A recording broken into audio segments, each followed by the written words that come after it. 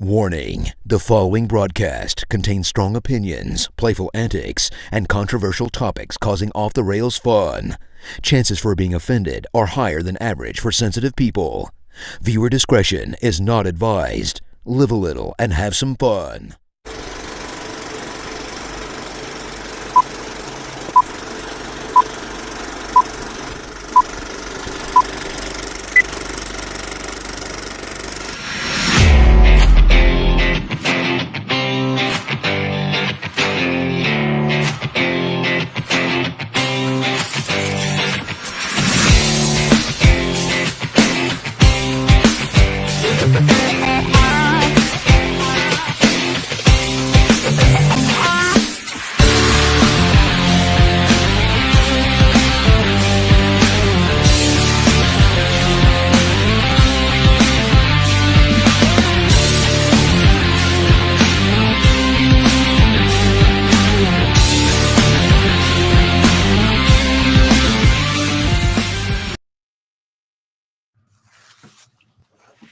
Hello, everybody, and welcome to another episode of the Coach's Box Call Like We See It podcast. Fellas, it's episode 214, and Jason's eating, so nothing's changed. As soon as we come Just in, like Jason's episode 73. It's 73, 125. I'm sure La Pachangas would have tasted a little better, but I'm eating It's true.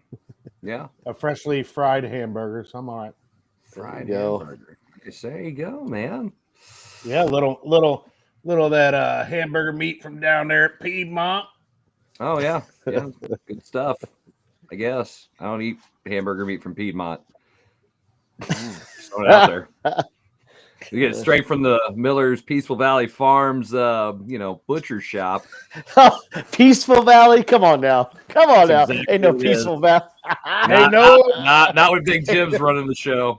Not with you and Big Jim there. Absolutely No not. way. No. More way. like wishful thinking farm.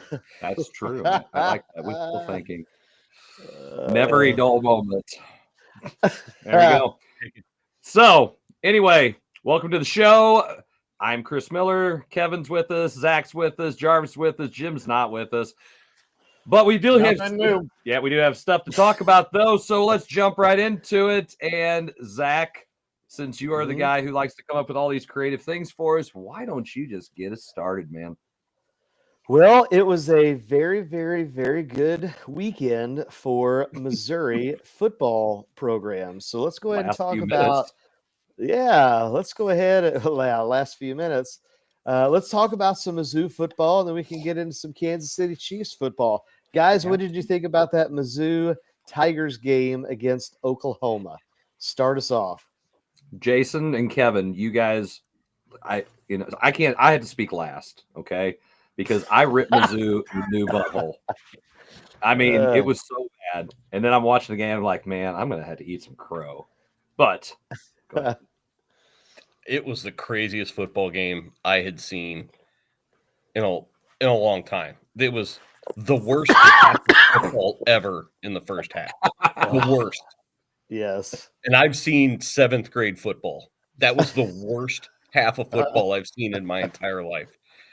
And then the third quarter wasn't all that much better, but it was a little better. And then the last 2.5 minutes was some of the craziest football I've seen. Still not great football, but some of the greatest football I've seen in a long time. It was exciting football. I was watching it. My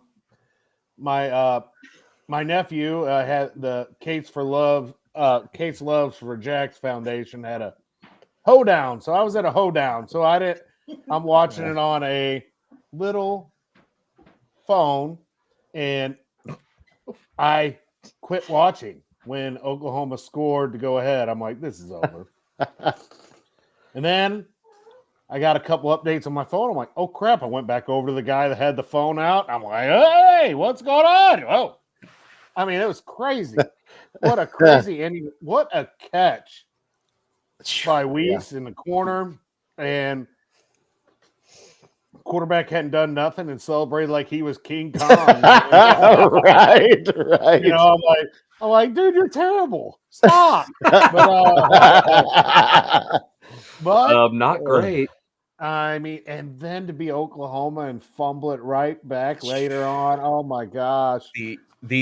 I've been watching a couple of YouTube videos from some of the Oklahoma like beat people, some of the YouTubers that they have, and they're like, every single one of them to a T was as soon as they got the ball in that last possession, they're like, can we just kneel on it and play and go to overtime? We got like a minute and a half. Let's just kneel on it, go to overtime. Because we figured, somebody put it, Oklahoma found the most Missouri-like way to lose that football. And let's hope that Missouri stuff does not come and haunt us anymore. I'm tired of, even going into games. You got to think about it. The year, I'm worried. We're playing chump of the Chumpville, and I'm worried. Well, in the last few years, you got to think that they haven't Missouri'd a game really in a while. They got the long kick against K-State last year. You got the close win against Vanderbilt this year. You've got this win. They haven't really now. They've got their butts kicked and blown out, but they haven't Missouri'd a game in a long time. Yeah, it's been a long time since they Missouri'd a game, I guess, but it's always in the back of my mind. It's going to stick there forever. You can't get rid of it. Just like Bartman will be in the back of every Cubs fan's mind.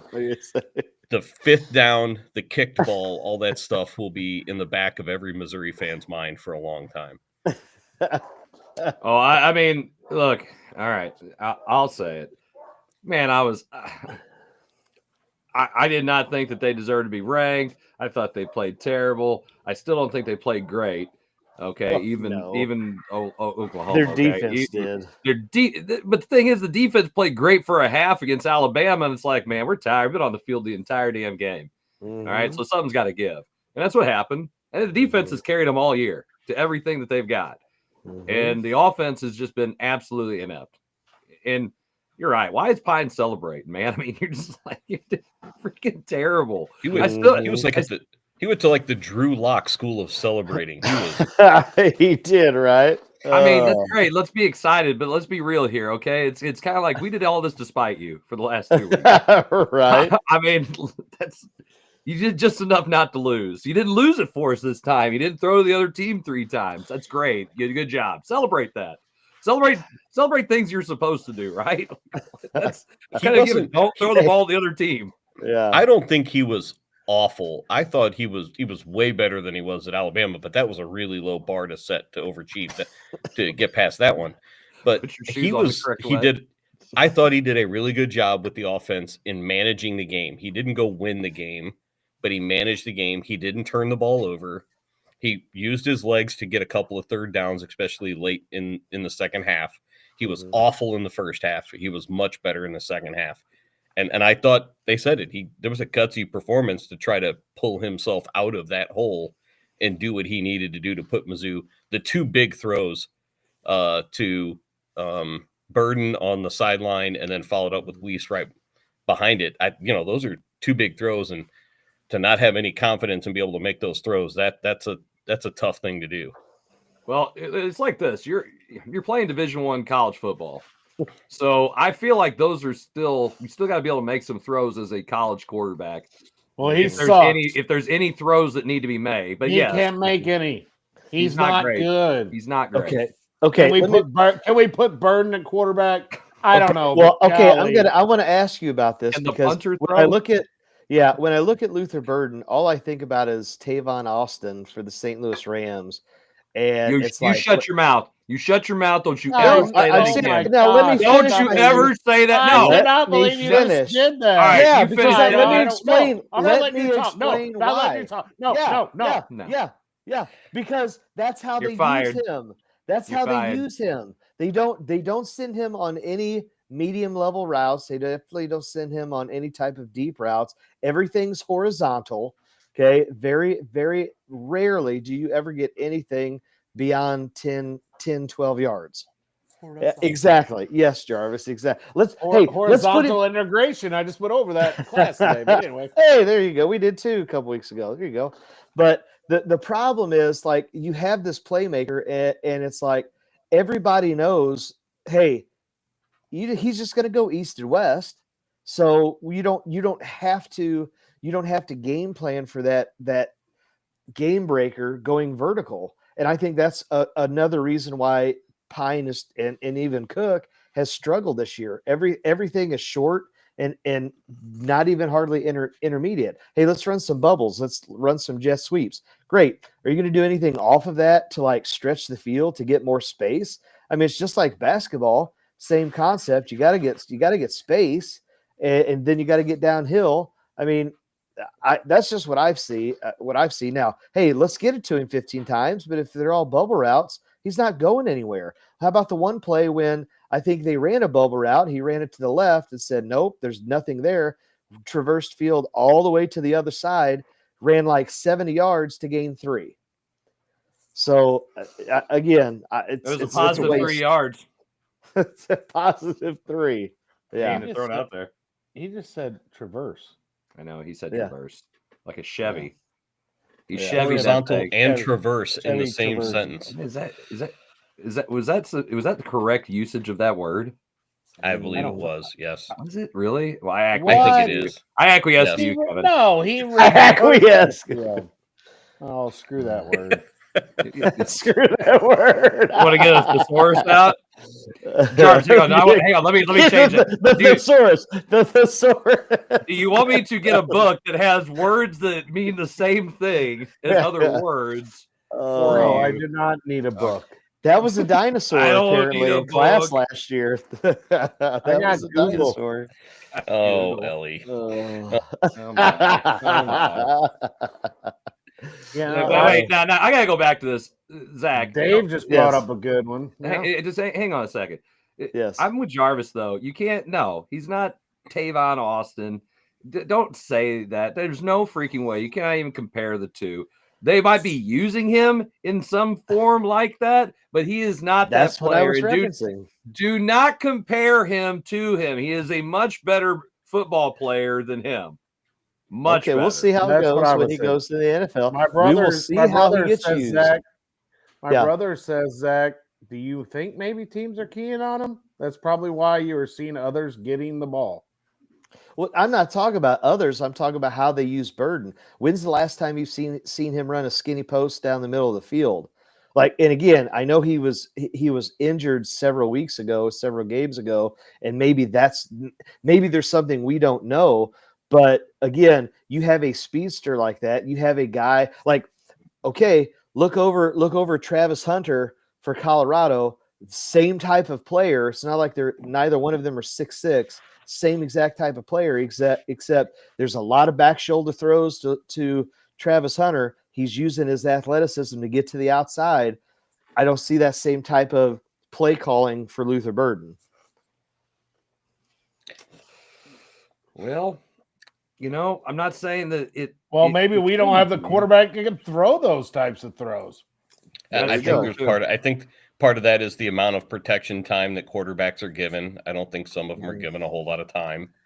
So pass blocking should be important for a team that throws the ball. I mean, and I hate to agree with some of the things that Zach is saying, but my God, why would you do this? Well, there's one person in this whole show that you give any kind of just like, okay, Zach, you're right. Oh my gosh, it's like an effing celebration over here. Jumping up and down. I didn't say it was right. I agree with him.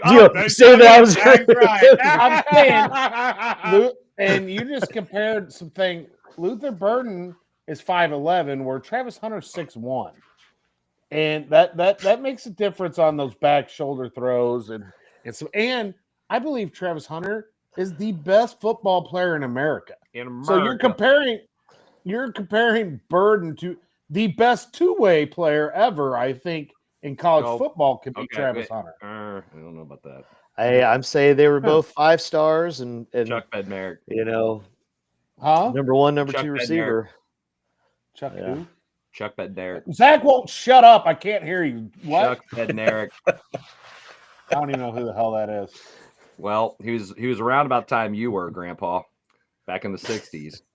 Played for the Eagles. That's not me. I was not even alive in the I know. Jeez. Anyway, he played. I believe he was the last two-way football player to play in the NFL.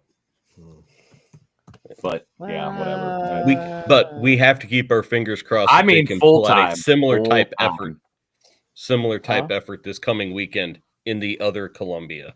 Hey, and I will say, hey, we got to give Kevin some props. He upped his background game, whereas Zach, yours still sucks. That's fine. Yep. He's got that middle management money. He can do that. I don't know that Langhauser's I don't know that Langhauser's watching, but man, he'll closet watch it. That's for sure. Yeah, and Zach's background still sucks, but that's fine. Yeah, Burden is a little bit shorter than Hunter, and Burden is only 5'11". I mean, he is. What was Austin was a little bit shorter. I think 5'7", 5'8". Yeah, so he's got a little bit on him. Yeah. I don't know. I don't remember a long ball to him since like when we overthrew him a couple times early in the season when we had Cook. Mm-hmm. You got to have somebody else though that you can really get the ball to, and then you got to have a quarterback that can get the ball to them. That's all there is to it. I think they got two guys that can catch the ball. I just don't think they don't have anybody who can get the ball to them unless they physically hand the ball to them. Like here you go. Well, realistically, Mizzou has three guys that they can rely on to go catch the ball with Weiss, Burden, and Norfleet. Yes, you got to count the tight end. He's a big boy. And yes, so three really good targets to throw to should be plenty. They're just not finding ways to get them open in spaces. I think whether it's misreads on option routes or whatever they need, whatever they're trying to do with the offensive or the route trees and stuff, they're not finding them in open, because even Weiss wasn't open on that ball he threw to him in the end zone. That was well covered. Burden was well covered on the one before it. Mm-hmm. So one of the best catches I've seen all year. Yep. So 100%. Moving on to Kansas City. Wait. We're gonna switch from college football to pro, and we got. I know Kevin wanted to talk about Missouri. Missouri. No. Okay, no. Right now they're named Kansas City. Leave them over there. Okay. Kevin, why don't you talk about the big lawsuit that's going? I know. And everybody wants to talk about the Chiefs. Screw them right now. All right, Kevin. Big lawsuit going on in college football. I'll ask you guys. How much do you know about the Diego Pavia lawsuit, the quarterback from Vanderbilt? He is suing the NCAA to not have his 2 years at a junior college counted as years of eligibility because it goes against antitrust laws. In not talking about the NIL situation because he's NIL. He wants to. He knows he's not going to make much money in the NFL. He may not get a chance to play in the NFL. So I think he wants to stay in college as long as he can, because that's where he'll make the most amount of money through NIL and things like that. I don't know. I part of me has a real problem with guys trying to stay in college as a career, Van Wilder for football. But it's like you've had your opportunities to play. Just play and move on. And go back before COVID, because that's a lot of this issue is having that extra year. But hey, when the NCAA start your clock, they start your clock. It just is what it is. Just like Misha. When you start the clock, you start your clock and you got your 4 years. Okay. Now college, you can redshirt, you can medical redshirt, all of that. But hey. He's also, Kevin, what he's also saying is that some people are older. They're either not starting their clock until they're 22, 23, or they play one sport, but then years later they come back and play a different sport, kind of like what J.R. Smith did with golf because, Witten had his NBA career and now he's, golfing, or at least had been the past several years as a D1 golfer. The issue is, in my opinion, you started your career playing college football. You started your time, and whatever the NCAA defines, if that's 4 years or 4-year plus or extra year, is what it is, man. I mean, you can't help it that you were in between the whole birth of the NIL deal. You're out. You're out those years, in my opinion. Jarvis, what's your thoughts? I don't really. I mean, he's going to take a spot of a young kid's, to prolong his career, which he already played 2 years of junior college. That's football. That's college football. Mm-hmm. So, gosh, I hate to. Gosh, this is a terrible day. I worry. You know why I'm saying that, because I was agreeing with that. I worry what this could open with Pandora's box, right? If it's allowed. Wait, guys. Okay, all right. This is, it's crazy. Okay, the whole thing is nuts. The fact that they started giving all these kids these COVID years. That's what. Again, I agree with Zach. That's what started all this. And now you got all these guys who are literally 30 freaking years old, and they've played in college 8 years because they got 4 COVID years. Mm-hmm. Like, really, you didn't get COVID that many times, dude. Okay, there's no freaking way. You'd probably be dead. So what's the purpose of this? If you're going to allow them, this is my crazy feeling about all this. Okay, number one, I don't care if he's that good and he keeps beating out some young kid at that level of football, then that tells me that I guess he should just keep playing. I don't care. And if some kid who's probably younger, more athletic, can't beat him out, well, that's that kid's problem. So that part of it, I don't care. It's competition. If you're good enough, great. I mean, if it's necessary roughness and you're what's his name? Scott Bakula. Scott Bakula. From Missouri. Yeah. If you're Scott Bakula beating out these guys because you're 40 years old, then fine. I'm okay with that. I could care less. Mm-hmm. But at this point, now that they have the NIL and they've got all this, basically you are not an amateur athlete anymore, then just make college football what it is. And it's a minor leagues of the NFL and be done with it. So if you got a guy who's hung around the minors that long, great. It's all it is now. It is 100% the minor league of the NFL. Tell me I'm wrong. They make more money in college than they do in their rookie deals, right? We all say that. If you're a good player, you're one of the best, you are making more NIL money. Sometimes, I mean, in him, he's going to make more money in college than he is when he goes pro because he's not good enough to play at the pro level. So if I'm him, I obviously want to keep making money, right? And I want to keep playing football, right? So why not? It is what it is. It's not collegiate sports anymore. That ended when you finally did that. You ended it. It is minor league it's just football. Not amateurism. It's still college. It's minor league football. You're a professional player. You are getting paid to play. Luther Burden is not getting paid. No, you're not getting paid to play by somebody to play at you're this getting college. Paid. You're getting paid for your image and likeness. And they're taking a name. But don't I'm going here because of NIL money. But don't act like it didn't happen before. I'm not saying it didn't. I watched Blue Chips the other night. Of course it did. A gold Trans Am, It's just the fact that it's out in the open. I know. So now it's not illegal. So they are paying the kids. They're offering them the best NIL money to come there. They're having the friends of the program. Happy, tell him that's what they're doing. So it's still professional football at this point. It's just minor league. They are getting paid to play. If Luther Burden is not getting, hey, we want you to come to Missouri so you can talk about the psychology department or something. I mean, that's what you're doing. That's it. That is it. All right. Now I will say that, and again, you tell me your opinion off of this statement. If you only had NIL and you did not have the transfer portal, and you could only do what you used to do, which is you could transfer, but you had to wait a year. If all of that was the same, but you still had NIL, would you still feel like it was minor league football, minor league NFL, or would you be like, hey, it's still close to the college game, they're at least just getting paid a little bit more than their free tuition and room and board and everything else? Is this mic on? Yeah, it is. I'm just waiting for someone else to say something. I just went on a rant. Sassy pants.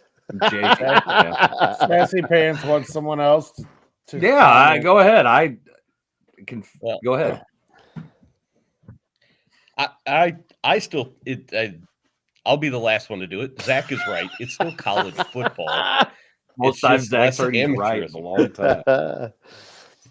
Yeah, it's awful. So I'll change that. Zach's not wrong, but backhanded compliment. I'll take it. Yeah. So they're not getting they're not getting paid to play. They're getting paid for their just being there, and then as long as they continue to be there for the team. So I don't know. Like I said, I think it opens too much of a Pandora's box if they start not counting things, because then we're complaining about the COVID years and the JUCO years and those types of things. And some, 40-year-old comes out and gets drafted in the first round. You had that. You had it. Quarterback. Who was it? Blake college. Bortles. However many years. Winky was another one. Yeah. Chris Winky. Yeah, but now he played baseball for several years. Yeah. And then went back to college to play football. I see your point. It's college. I see your point. Yeah. I just think that it's not like this is gonna get any better, and they're not regulating it. They talk about, well, we need to, and it's the wild, wild west. Well, they're not doing anything because there's so much money that's getting thrown around, and they can't regulate it because they once they allowed all this to happen, then like you said, Zach, the Gold Trans Am, that's not a big deal now. I mean, we can make that legit legal because we're just giving you this for you to stand in front of a billboard or whatever, but it's there's a lot more that goes to it. So there's no way they can even remotely keep this managed without saying and make it all illegal again and then go back to the same rules. And they're not going to because they can't. There's too much. They can't plug the dam anymore. It's over. No, it's over. And the issue becomes the lawsuit that I think like the Northwestern players and some others where they want to unionize. Like that's the big thing, because if that were to maybe reach the Supreme Court, and if it ever goes in favor of the players, well then guess what? You're going to have to start doing benefits for the players at the colleges. That's and coming.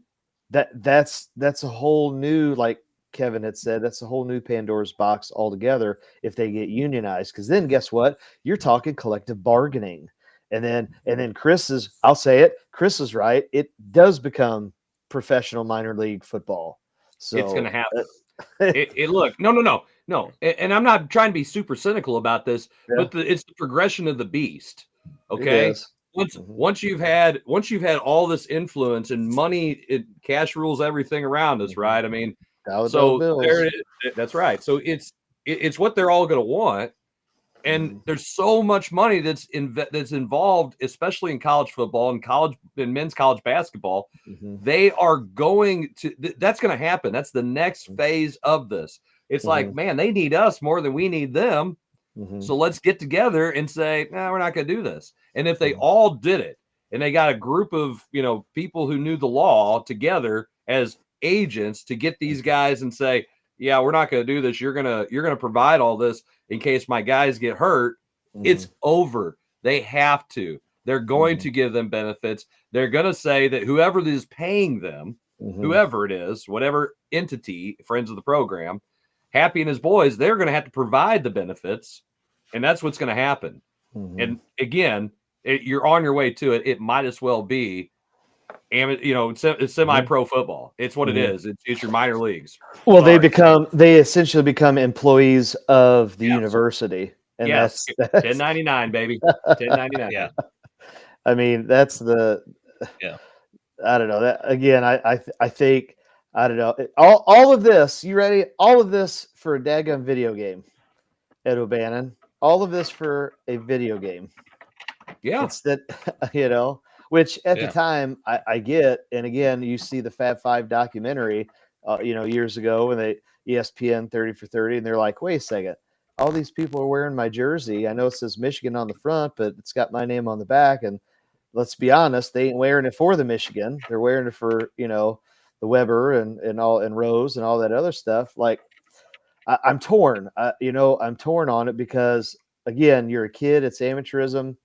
You literally have everything paid for you already, and you can't sit here and tell me well before this NIL stuff that all those D1 athletes were not getting taken care of, even at the programs that are, whether it's Title IX or the other programs that may not, produce a lot of money. They're still getting taken care of, and it's not maybe even at the JUCO level, NAIA level, like they're all still getting taken care of. So my whole gripe about, let's make money or let's get paid. You are. Well, it's easily solved in many instances by the NCAA actually having some teeth and bringing back the death penalty. And they can now because SMU is good again, so now they shouldn't feel so bad. They're not just good; they're number one in the ACC. Oh my gosh! Yeah, they're going to make the 40 playoffs. years. Yeah. So guess what? Death penalty's back in play. So they're in Texas and they're in the ACC because of conference realignment. Well, the Gulf of Mexico touches the Atlantic, which touches the Atlantic coast. So it puts that sounds because fair. then we can say that the Atlantic Ocean touches the Pacific Ocean. Down. That's it. Stanford. That works. No. Panama Canal. The water is the same, right? Oh. No. That means South America. Jarvis isn't chiming in on any of this. What are you doing right now? I just shared our show to about 30 groups. I don't know. Heartburn. Burger. He needs Pepto. He needs some Pepto.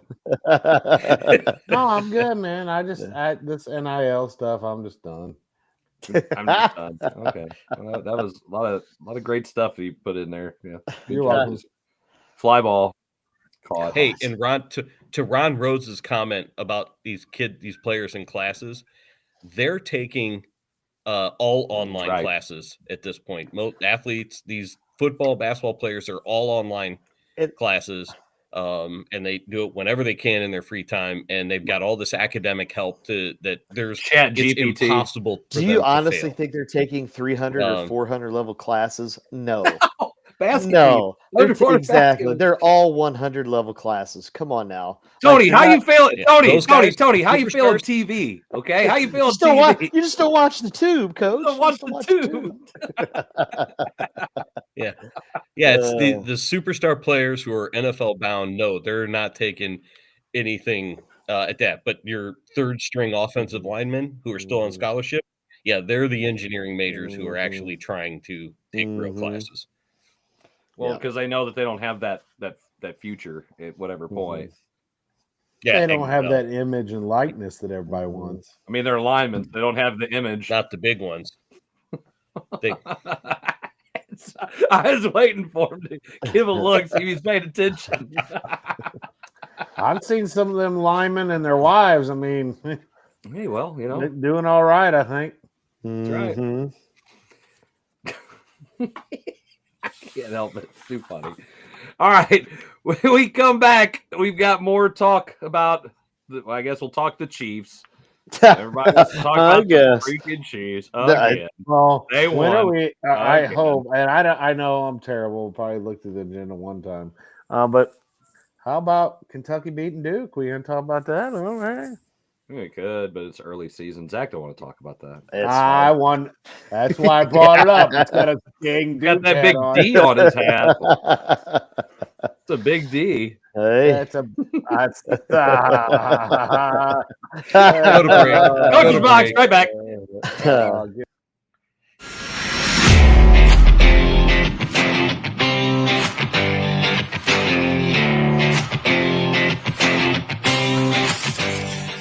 I'm the play-by-play announcer who's in your ear all game long. And the more praise I heap on your team, the more excited you get. Touchdown!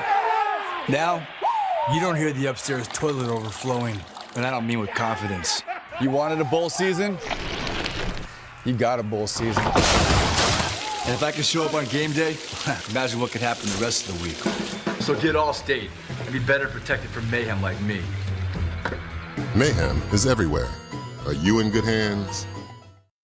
It's Between Takes with Daikin and Dave Mars. Cut. All right, next setup. Hey, Dave, we got another question about energy savings. And this is a good one. Yeah, efficiency is so important. Didn't you just talk with Daikin about this? They said energy efficiency is the key to a happy marriage. She gets the temperature, I get the savings. Good to know. I'll tell them to check with their local Daikin dealer. All right, back to one.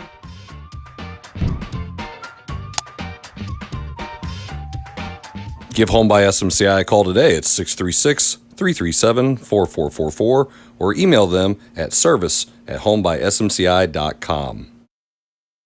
You need new entertainment. You need full-length content. You need the Real Fresh channel. Hey, I'm Health Fresh from the Real Fresh channel. Subscribe today on YouTube. We have new content. We are a network of podcasters putting out new stuff every single day. Whether you need sports, pro or college, whether you need comedies, whether you need pop culture, whether you need wrestling, we've got so much content on there. Gaming, check it out. Live, not live, we've got it all. The Real Fresh channel, subscribe today.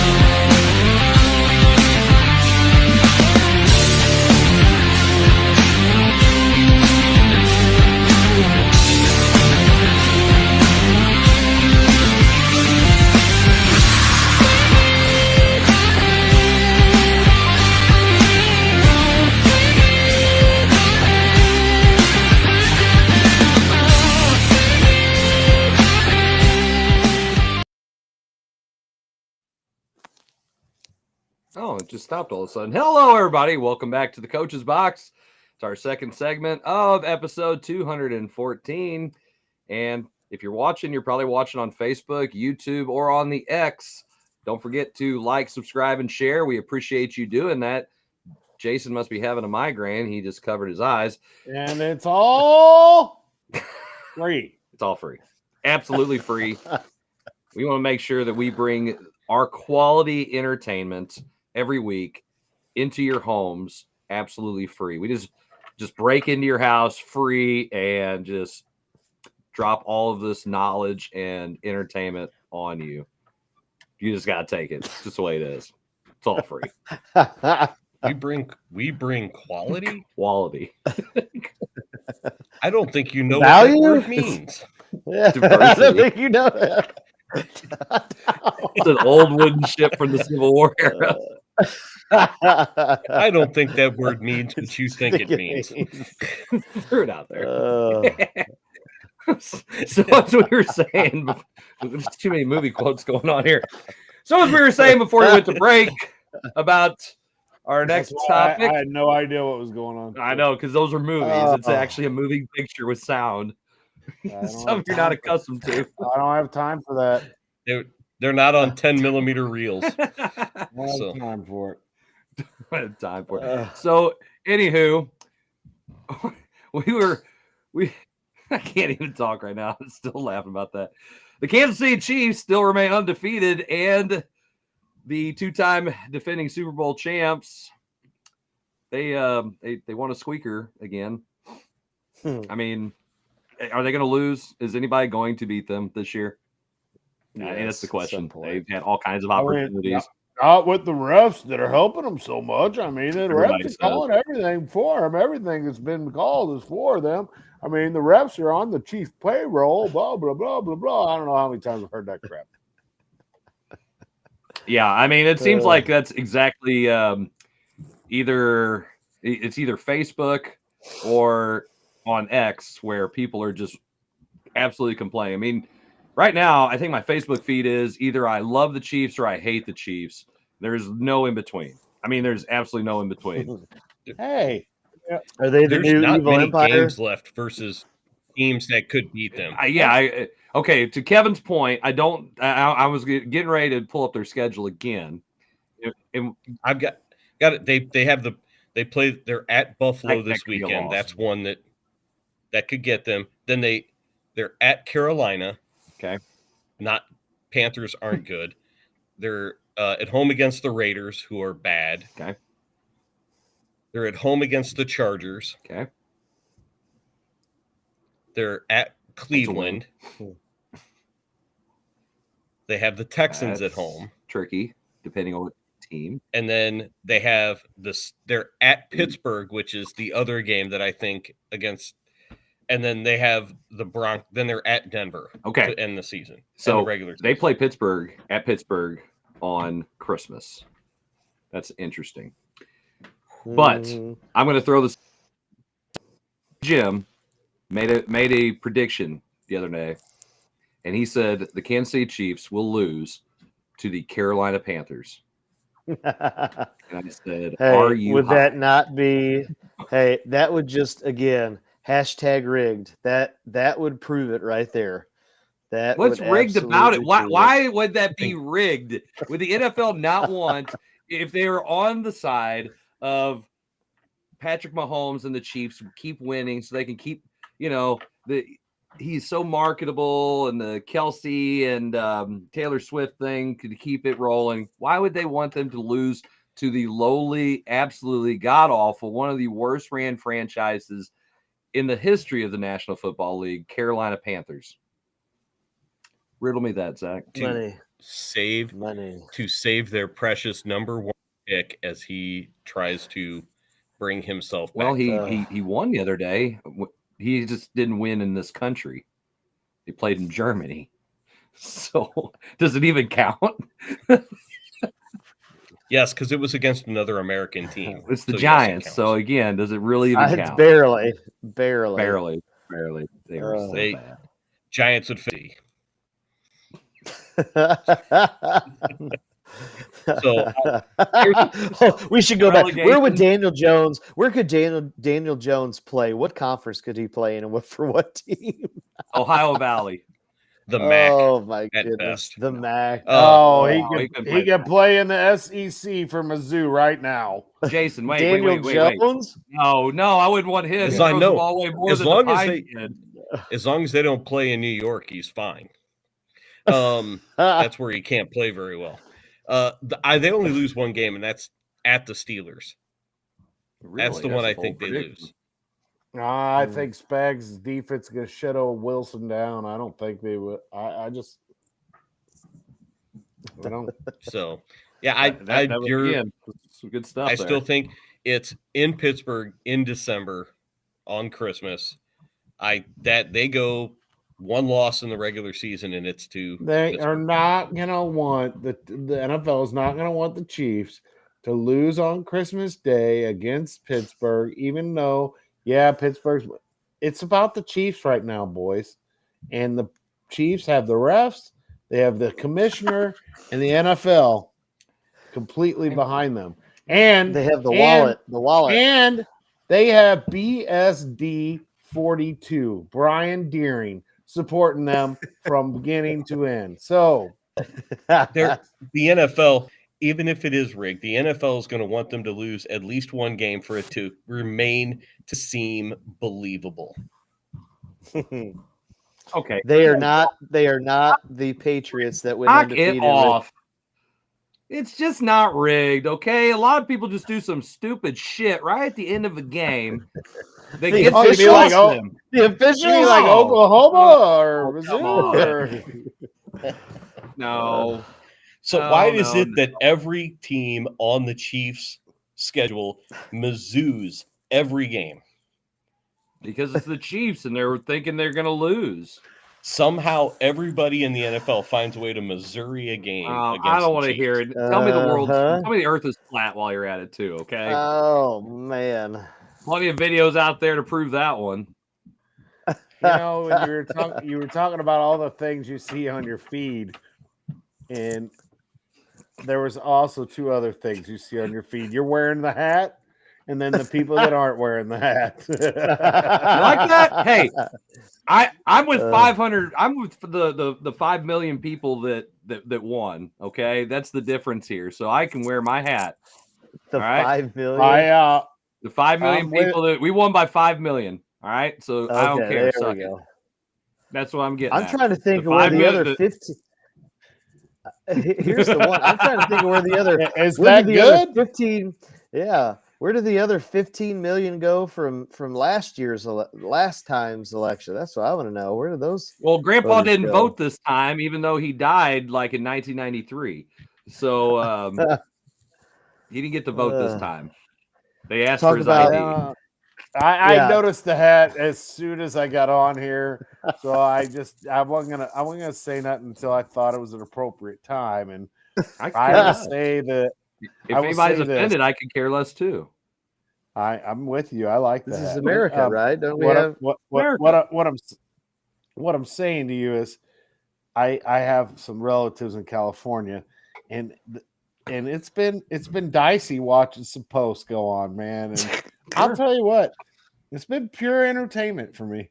I just sitting back. I got a big old bag of popcorn. I'm just, man, this is great. Everybody's all fired up. The world's gonna come to end now because making America great again. But anyway, I do not think it's rigged. That was all me, tongue in cheek. I think the Chiefs are the team to beat. I think the Chiefs could win another Super Bowl, and I could see it happening again this year. So there's that. They've got to play better. I think they have been sleepwalking through the regular season because, again, that's the thing that's scary. Think about that. That's what's scary. They haven't even played well. Right. And they're now, what? 9-0? 9-0. And now here's the thing. You guys as head coaches know you can't live like that forever.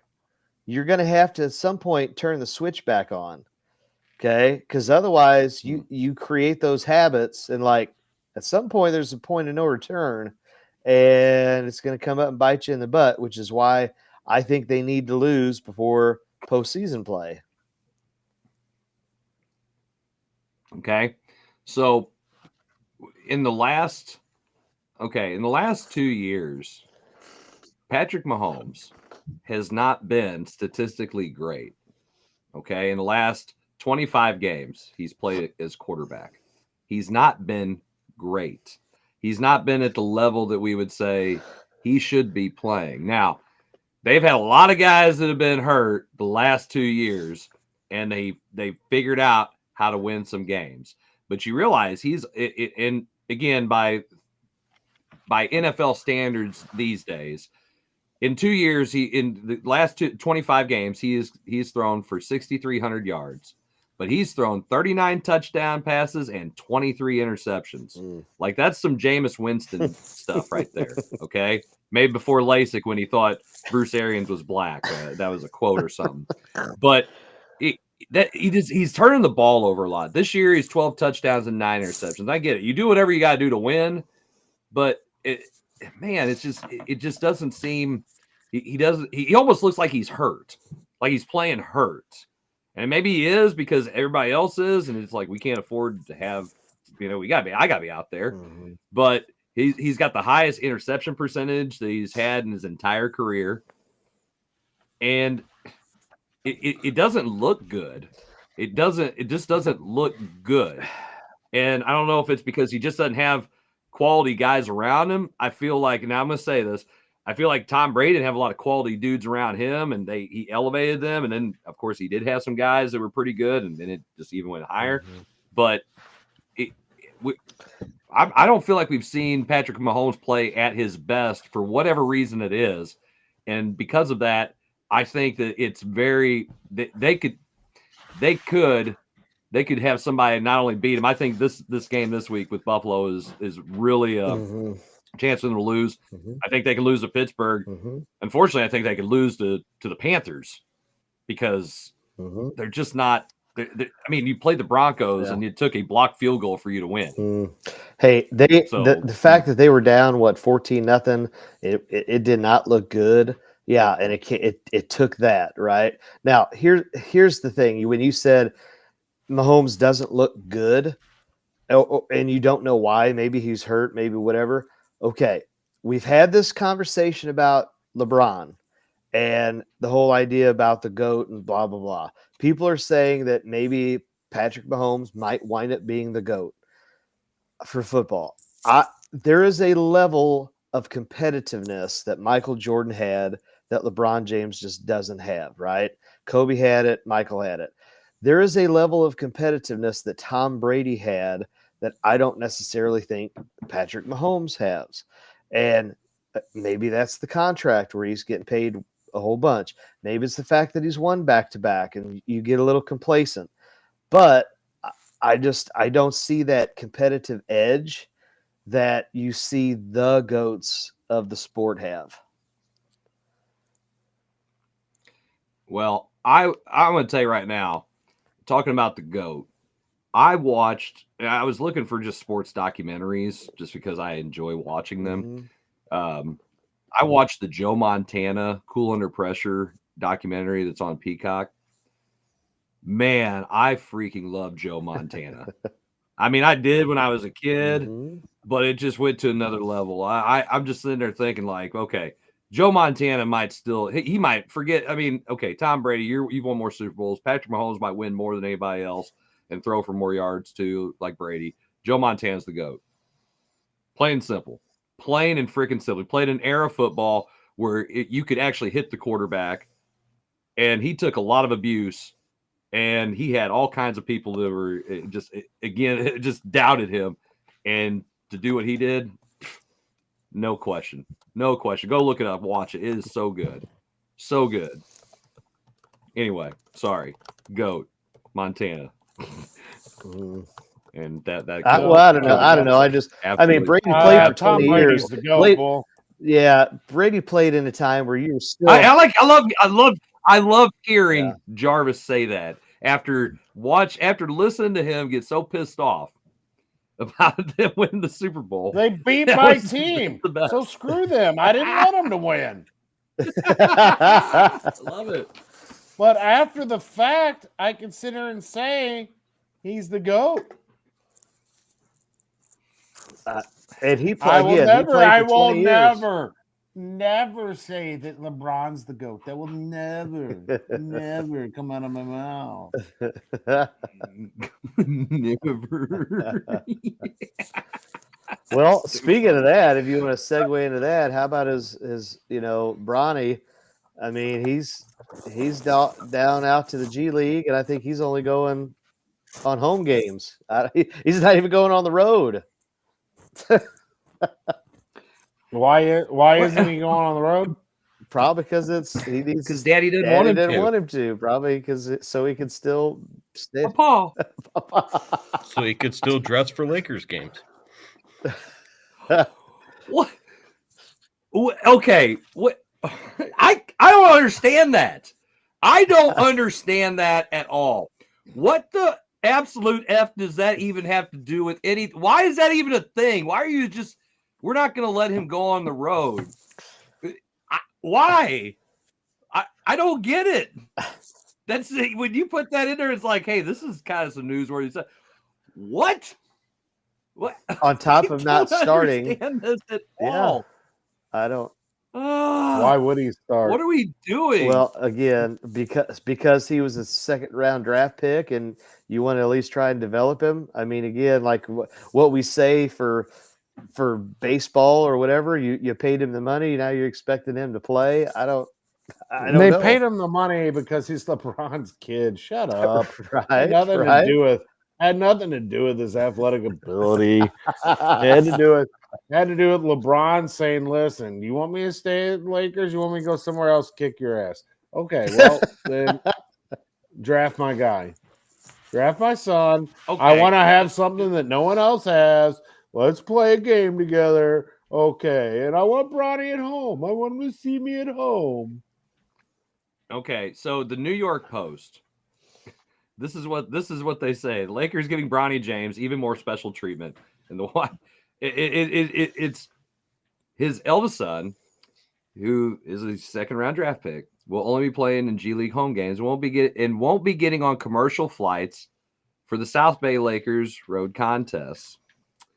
And apparently, a lot of people are having problems with this. Brian Windhorst apparently just went off, which I think is great because when he gets a little, angry, his face turns. Who went off? Brian Windhorst, the guy that LeBron actually made famous because he was like he's literally covered him since high school. Yeah.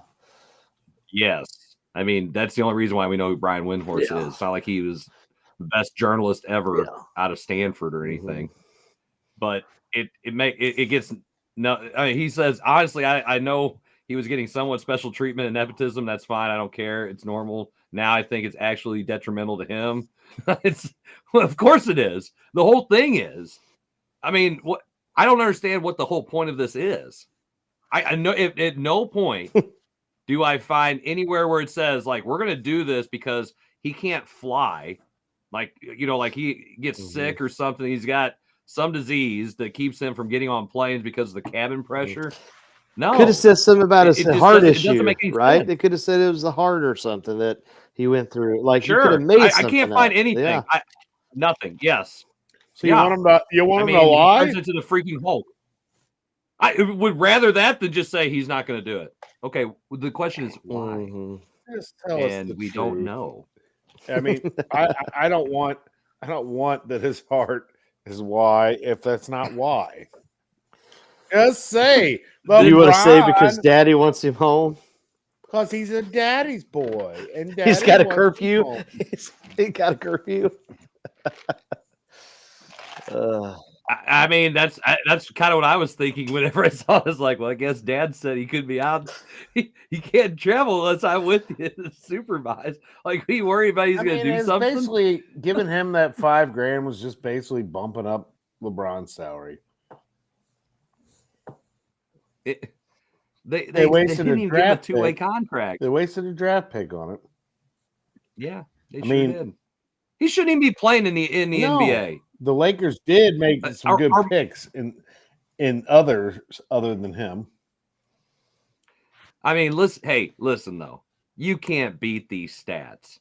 0.7 points per game, 0.2 rebounds per game, 0.3 assists per game, and he's shooting 16.7% from the field. I mean, that's guys, solid. Wait.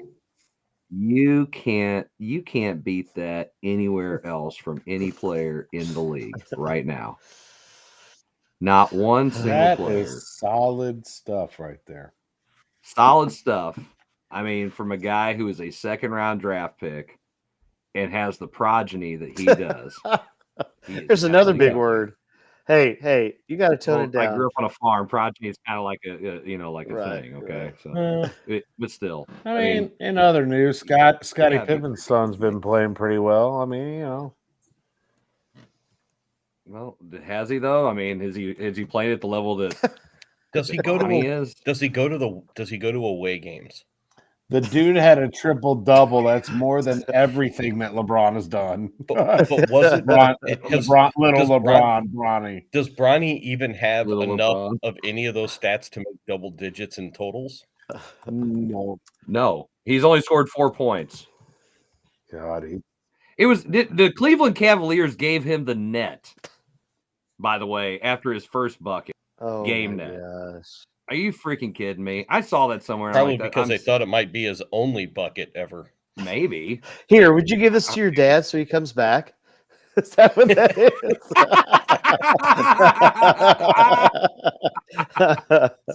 Please, please. Tell him we got another one. We got another one for him if he wants to come back. That was good. I mean, Zach's on it tonight, man. I mean, I won't say that much. That was good. I mean, hey, 1 point Zach. There you go. 0 LeBron or Bronny because that's 0.7. Hey Zach, I got to tell you right now, I think you could score more than Bronny in a game. Probably make a free throw. Now. We'll put it like this, okay? You could have went out and got a college All-American in Armando Bacot. I can't stress this enough. 16 right now in the G League. In the G League, he's 16 points per game and 14 rebounds per game, 4.5 assists. Bacot? Yes. He's playing now, like he should. Now, go ahead, Chris, and say what team picked him? What team drafted him? Nobody. He went undrafted. He went undrafted. Yes. Did not get drafted by anybody. And he was signed. I want to say, I don't know if it was Memphis. No.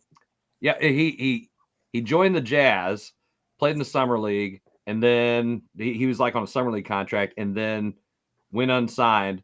So he got kind of picked up by the Grizzlies, and they put him on their G League roster.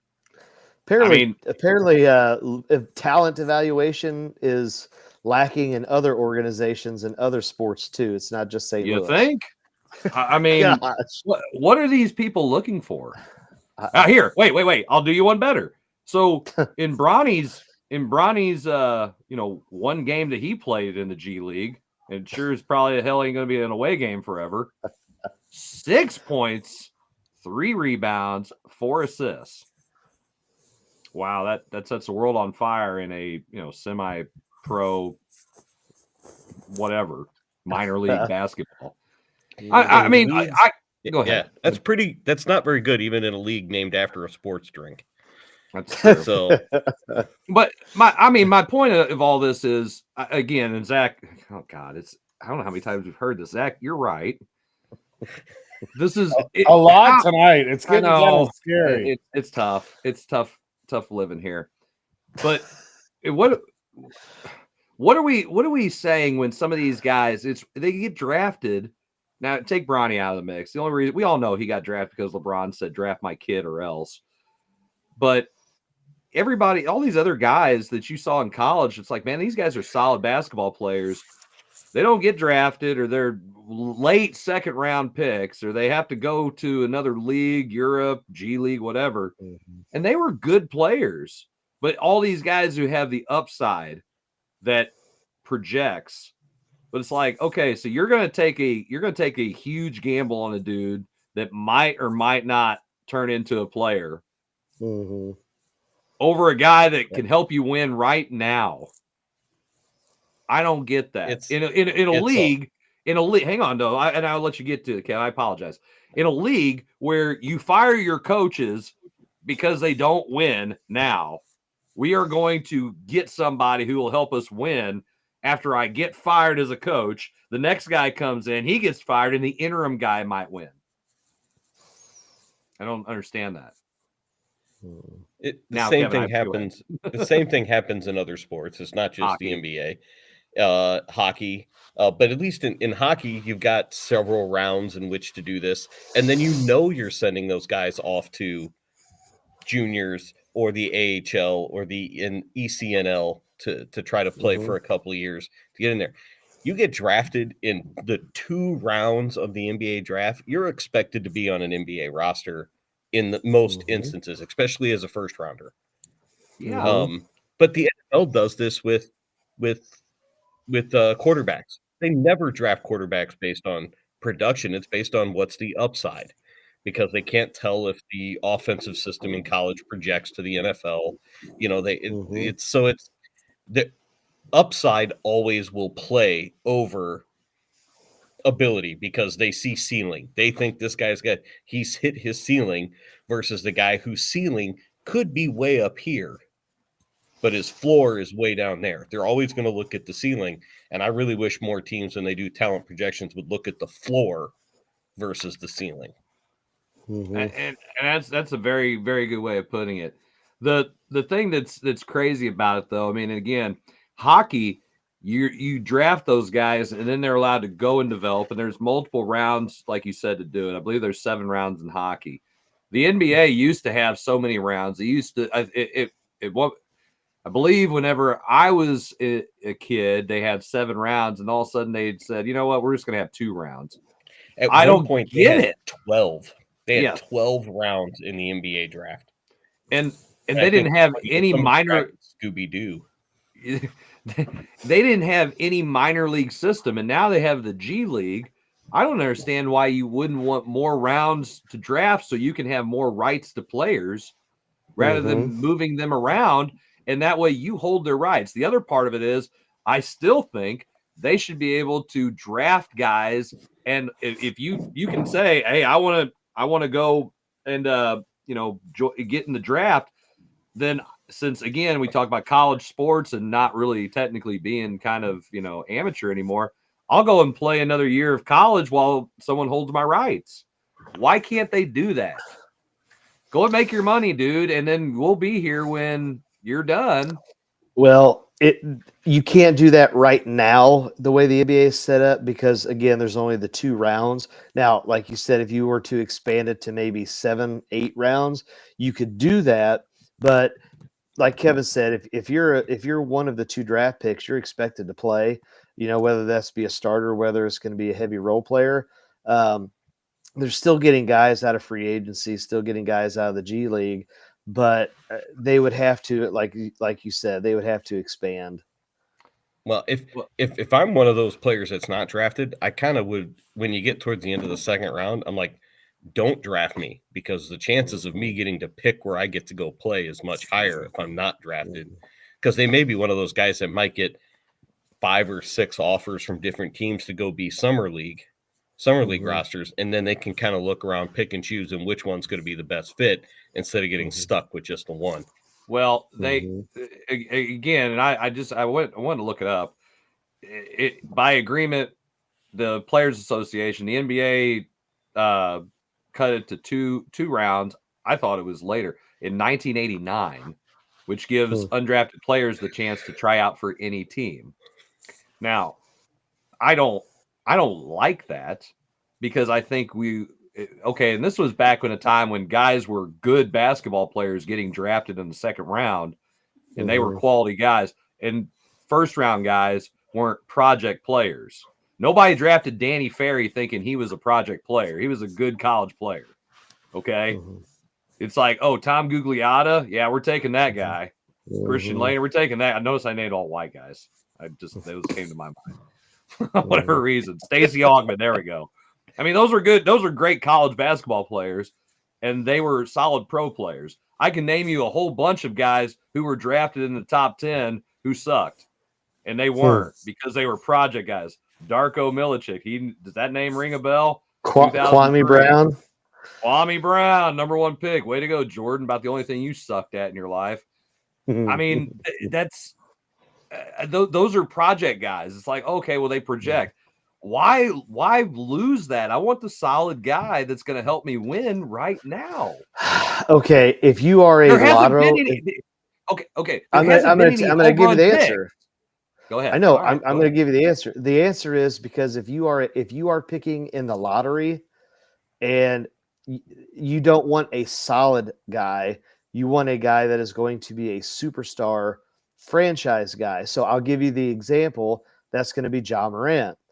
Okay. He has his one great game in the NCAA tournament where he drops 34 or 35, whatever it was, and he bumps up his draft status.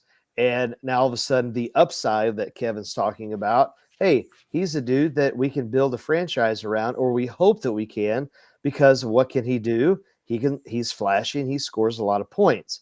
So that's why the lottery, they're not going to pick a solid role player guy that's just going to be a not necessarily a journeyman, but a guy that's just going to have a solid NBA career. You can't have solid in a lotto pick. You got to have a flash because you're trying to change your franchise around. And the only way to do that is to get a franchise player. GMs in the NBA do not get vilified for missing on a draft pick more than they get praised for hitting on the one that they get. So they're more apt to swing for the home run and just walk back to the dugout when they strike out because they'll get another chance to do it again. Well, the other thing, do they get fired? Do they get fired like baseball or football? The guy that drafted Darko Milicic should have been fired on the spot, and he wasn't. Right? Who's getting fired? It's the coach. Michael Jordan gets a pass on Kwame Brown because he's Michael Jordan. I agree with that. I agree with that statement. I agree with that statement too. Okay, so but you could say like again, talk about talent evaluators. Okay, again, you got let's use the 2021 NBA draft. You have Cade Cunningham, who is the number 1 pick. He's averaging 20 points per game right now. In his career, he's averaged 20 points per game. He is the only player in the draft who's averaged 20 points per game for his career. Okay, that's it. Okay, these guys these lottery picks, they're nowhere. Your number 8 pick, number 9 pick of that year is David Mitchell from Baylor, 7.5. Zaire Williams from Stanford, 7.6. Well, that just proves my point, Chris. Everybody misses in the draft, so it's not a big deal to miss. But if you make the pick, then you can make your career if you get the 1 pick right. But that's the thing. I get what you're saying, but it's like they just blow through these picks, and it's not a big deal. And then your franchise is still stuck in mediocrity. You're not changing your fortune because you're not getting good players. You still, again, if I'm going to continue to suck, why wouldn't I want somebody who's going to be good to a degree that's going to help every single time? So if I know I've got 3 years of being probably a lottery pick, why not get me some guys that can play a little bit, boost them up, and then, hey, we're going to start winning. I might sign a free agent. I might be able to do something else and throw a little money, give a max contract somewhere, and put them around some solid guys that are still on rookie deals. To me, that would make more sense. Again, I'm not an NBA general manager, but that's kind of what I would think would be a good idea to do, because then I have proven commodities. That everything with the NBA is, well, they could be good. It's like it's like these, again, Zach, we collect cards. I mean, it's like going out and getting these rookies that they might pan out and then they might not. And you never heard of these guys ever again. The only time you heard of them is because they were a number 1, number 2, number 3 pick. And that was it. And it's like, well, they didn't pick it. Again, you bring up baseball and you talk about rookies or you talk about guys that get drafted. What is it? It's less than 20% of the dudes that get drafted ever make it to the show. I mean, I would be curious, out of the summer league in the NBA, all of these dudes that are on these summer league contracts, how many of those dudes actually ever make it and play in the league outside of, again, the guys that are the number 1 draft pick, the guys that are the non-draftees. Right. Yeah. I mean, I know it's a big risk. Yeah. Risk it for the biscuit kind of thing, like Kevin's saying, but man, they're leaving a lot of talent out there that makes no sense to me. I don't understand how you can have guys that go undrafted that are better than the guys that you draft. I mean, like, okay, I get it. There's a handful of dudes. There's a lot of guys that are better than the guys that got drafted in the entire second round of the NBA draft that just didn't make it because of whatever reason. Well, he's 24. Like, who gives a shit? Can he play? Does he win? That's all that matters. Does he win? Does he have intangibles? That's the thing you look at. And I mean, we're talking draft picks. You can go to football.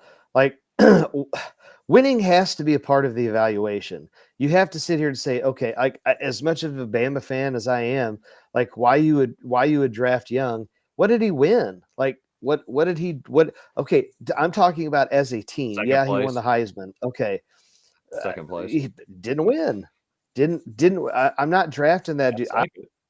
I want. So then I you're only want going to draft one quarterback a year. That's be somewhat worth it. I mean, look at the quarterbacks this year.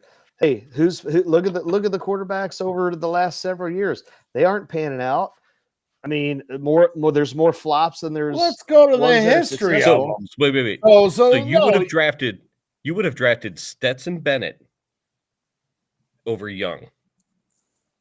Me personally, yes. I knew that was coming. Yeah, I would have. Stetson Bennett at 30. Now, would I have drafted him knowing that he's got his issues? No. I'm just saying because he won. Me personally, yes, I would. Bennett Give me a dude that's going to win. Give me a dude that has won. You're not allowed to talk about talent evaluators ever. And what has Bryce Young done? You're going to draft. I'm not saying that. What has he gotten done? But I'm not saying that. But I'm not drafting it because he won. I'm not drafting the guy that Doogie Howser is a college quarterback over Bryant Young or Young. Sorry, Bryant Young. But I'm not doing it because for that reason. That's so funny. I love give me it. guys that are. I want guys that are going to play. I want guys that have proven. And when it comes to PT peers, you know, he did not play well when the team needed. He was surrounded by a lot of talent. Defense bailed him out quite a bit. No, again, it's the eyeball test. Chris always brings up the eyeball test. Give me a guy that's been there. Go ahead. All Trevor Lawrence did was win. And he hasn't been that same quarterback at the NFL. Part of that's because he's been hamstrung with the worst coaching staffs known to humankind. That he still made the playoffs. Hey, you could sit here and say playoff. You could sit here and say the same thing about Joe Burrow, and he again one good year. What one good year? I'm just saying. Purdy. No, the only argument I'm making to what you said, Zach, was you're not drafting him because he didn't win. There's other reasons why you don't draft him, but it's not because he didn't win. Okay. Purdy was 7-6 his last year in college. I guess we shouldn't have drafted him. Terrible quarterback. If you're using that there's other reasons why you draft or don't draft quarterbacks. Number one, I thought that was a bad choice that year. Why Daniel Jones had to be because it was upside. Everybody looked at upside. There you go. Yep. Oh, Daniel Jones, great quarterback. There's Jarvis. There he is. He's awake. Great. Well, we went from the Chiefs straight into like a deep hole of NBA basketball, and I wanted to bring this back. I was thinking we wanted to talk about them wonderful America's team, the boys. Cowboys. Well, I'll tell you what. Let's take a commercial, and then when we come back, we're gonna talk about them Cowboys. You're watching whatever the Coach's Box.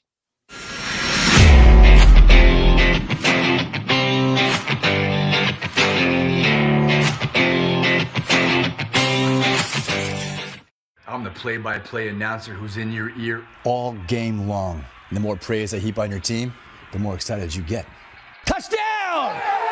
Now, you don't hear the upstairs toilet overflowing, and I don't mean with confidence.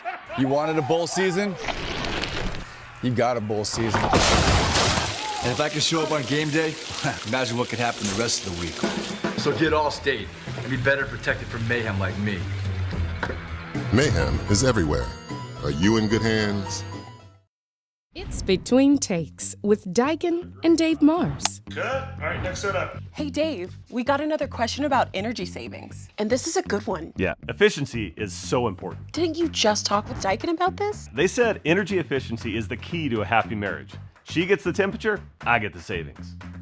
Good to know. I'll tell them to check with their local Daikin dealer. All right, back to one.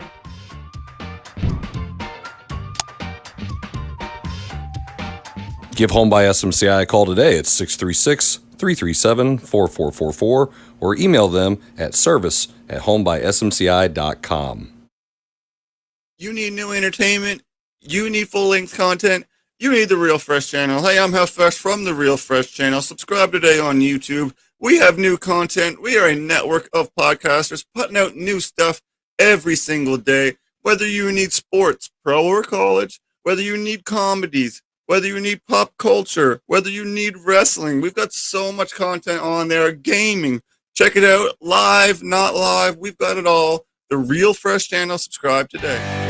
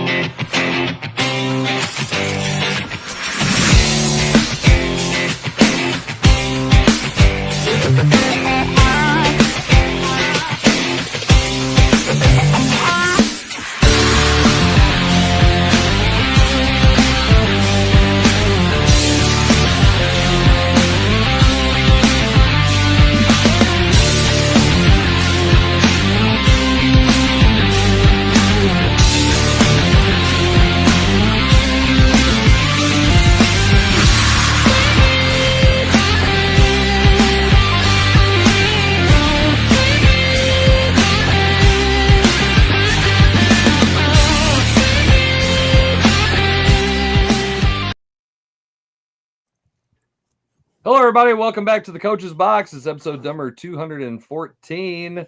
Mizzou ain't dead, Miller, because I really ripped on them last week.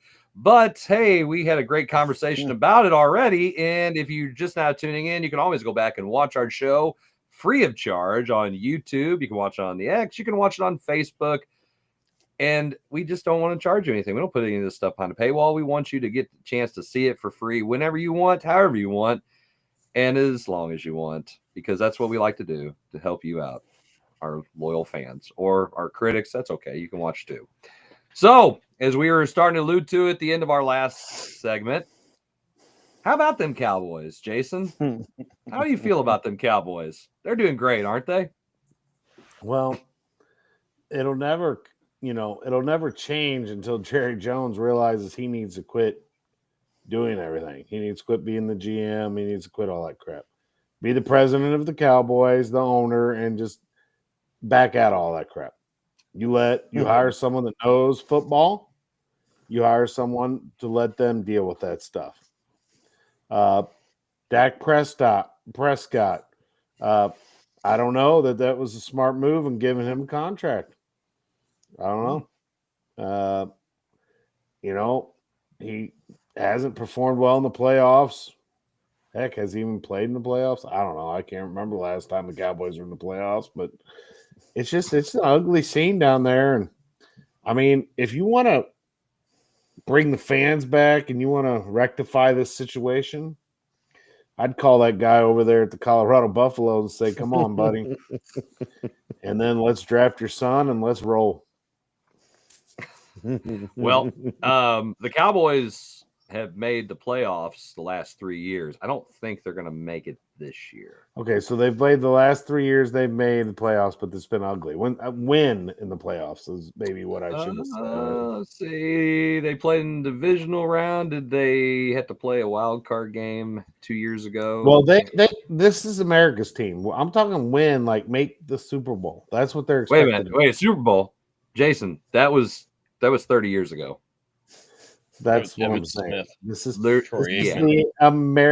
America's team. They're expected to be in the Super Bowl. Okay. I'm not a Dallas fan. I hate the Cowboys, but that's what is expected. Yeah, and that's not what's happening. They're not. No, not at all. And why? I know their coach is has won, but once. Yeah, and what has he done since? Well, I mean, he got ran out of Green Bay because they Aaron Rodgers probably didn't like him there. So. Yeah, that's what I was going to say. That was Aaron Rodgers. I don't know. Dallas is in a mess. That's a mess. It's a mess. I mean, do you think this is all Dak Prescott's fault and how he's played? Because I mean, he's in comparison to others, he's actually put up very good numbers as an NFL quarterback. No, he might be the. I don't know. I don't think it's just this is a culture. I believe it's culture. It took them forever to give CD Lamb a contract extension, or did they even yet? I thought they did. They did. Yeah, it took them forever. They paid him and Dak. Yeah. Mm-hmm. So now they have all this money tied up in him and Dak. Yeah, and not enough money to really fill out the other team with quality. The rest of the team with quality players. Well, we've been talking the whole episode about talent evaluators, and Jerry Jones should be on that John Mozeliak memorial list of crappy talent evaluators. Yes, they let the running back, the best running back they had in Pollard, right? They let him go. You bring back Ezekiel Elliott, who's 100 years old. Because he's I don't cheap. know how old he is, but they just haven't planned well. You can't put all your eggs into the Jerry Jones basket. Oh my God, Dylan Jarvis, Jerry Jones needs to go. He ain't going anywhere. He's the owner. Hey, oh my gosh, I can't believe he is watching this. Watching the show. Well, he's tuning in, Dylan. He's in the dorm going. I was gonna say you got a test tomorrow. Go look study. at all of my look at my dad and all of his Yahoo friends. Oh, Right. I'm sure there's plenty of making fun of Dad at old Mizzou up there. He's an off-campus guy now. He don't live in the dorm no more. He's big time. Nice, big time. But yeah, I agree. Jerry Jones he can't be the GM anymore. He's going to be though, guys. Until he croaks, he is going to be the guy. Al Davis? I know football more than everybody else. That's what he's going to tell everybody. I know football. Okay, so I'm going to tell you, we're not going to listen to that guy over there. I know football, guys. That's what. So that's why people like Jimmy Johnson leave, because you're an idiot. Yeah, because he's an idiot. It's exactly why. But he didn't get enough credit. That was what it came down to. Jimmy Johnson got all the credit. Hey. He took the team that was 1-15, and in 2 years they're in the playoffs, and in 3 years they're winning the Super Bowl. Jerry, you did build a pretty grand stadium. Why don't you stick to that kind of stuff? Well, because that doesn't get you enough credit for the wins. You're the owner. Well, then hell, if he knows that much damn football, then just be the coach too. The hell with it all. Fire everybody. You be the coach.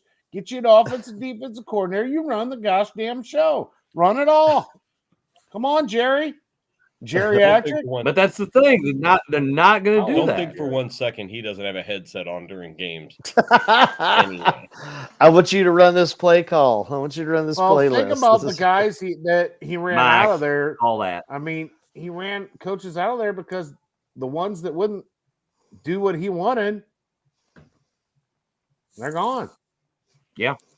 Well, I mean, listen, he's had a couple of good coaches that didn't last in Jimmy Johnson and Bill Parcells. Bill Parcells was the one. Well, I couldn't spit his name out at the time, but I couldn't. And but Parcells only made the playoffs twice as the coach of the Cowboys in 5 years, 4 years, 4 years. That's it. That was it. I mean, I'll take that. Yeah, I mean, but 10-6 and 9-7, 2 wild card exits. I mean, but that's the thing. I mean, again, but who's putting those players out there? I mean, it was Jerry's players. You went from having Vinny Testaverde as your quarterback.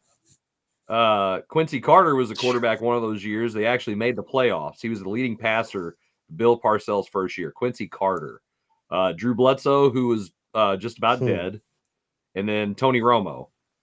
So he had four quarterbacks in 4 years. Every time I hear his name, I don't want to say Romo.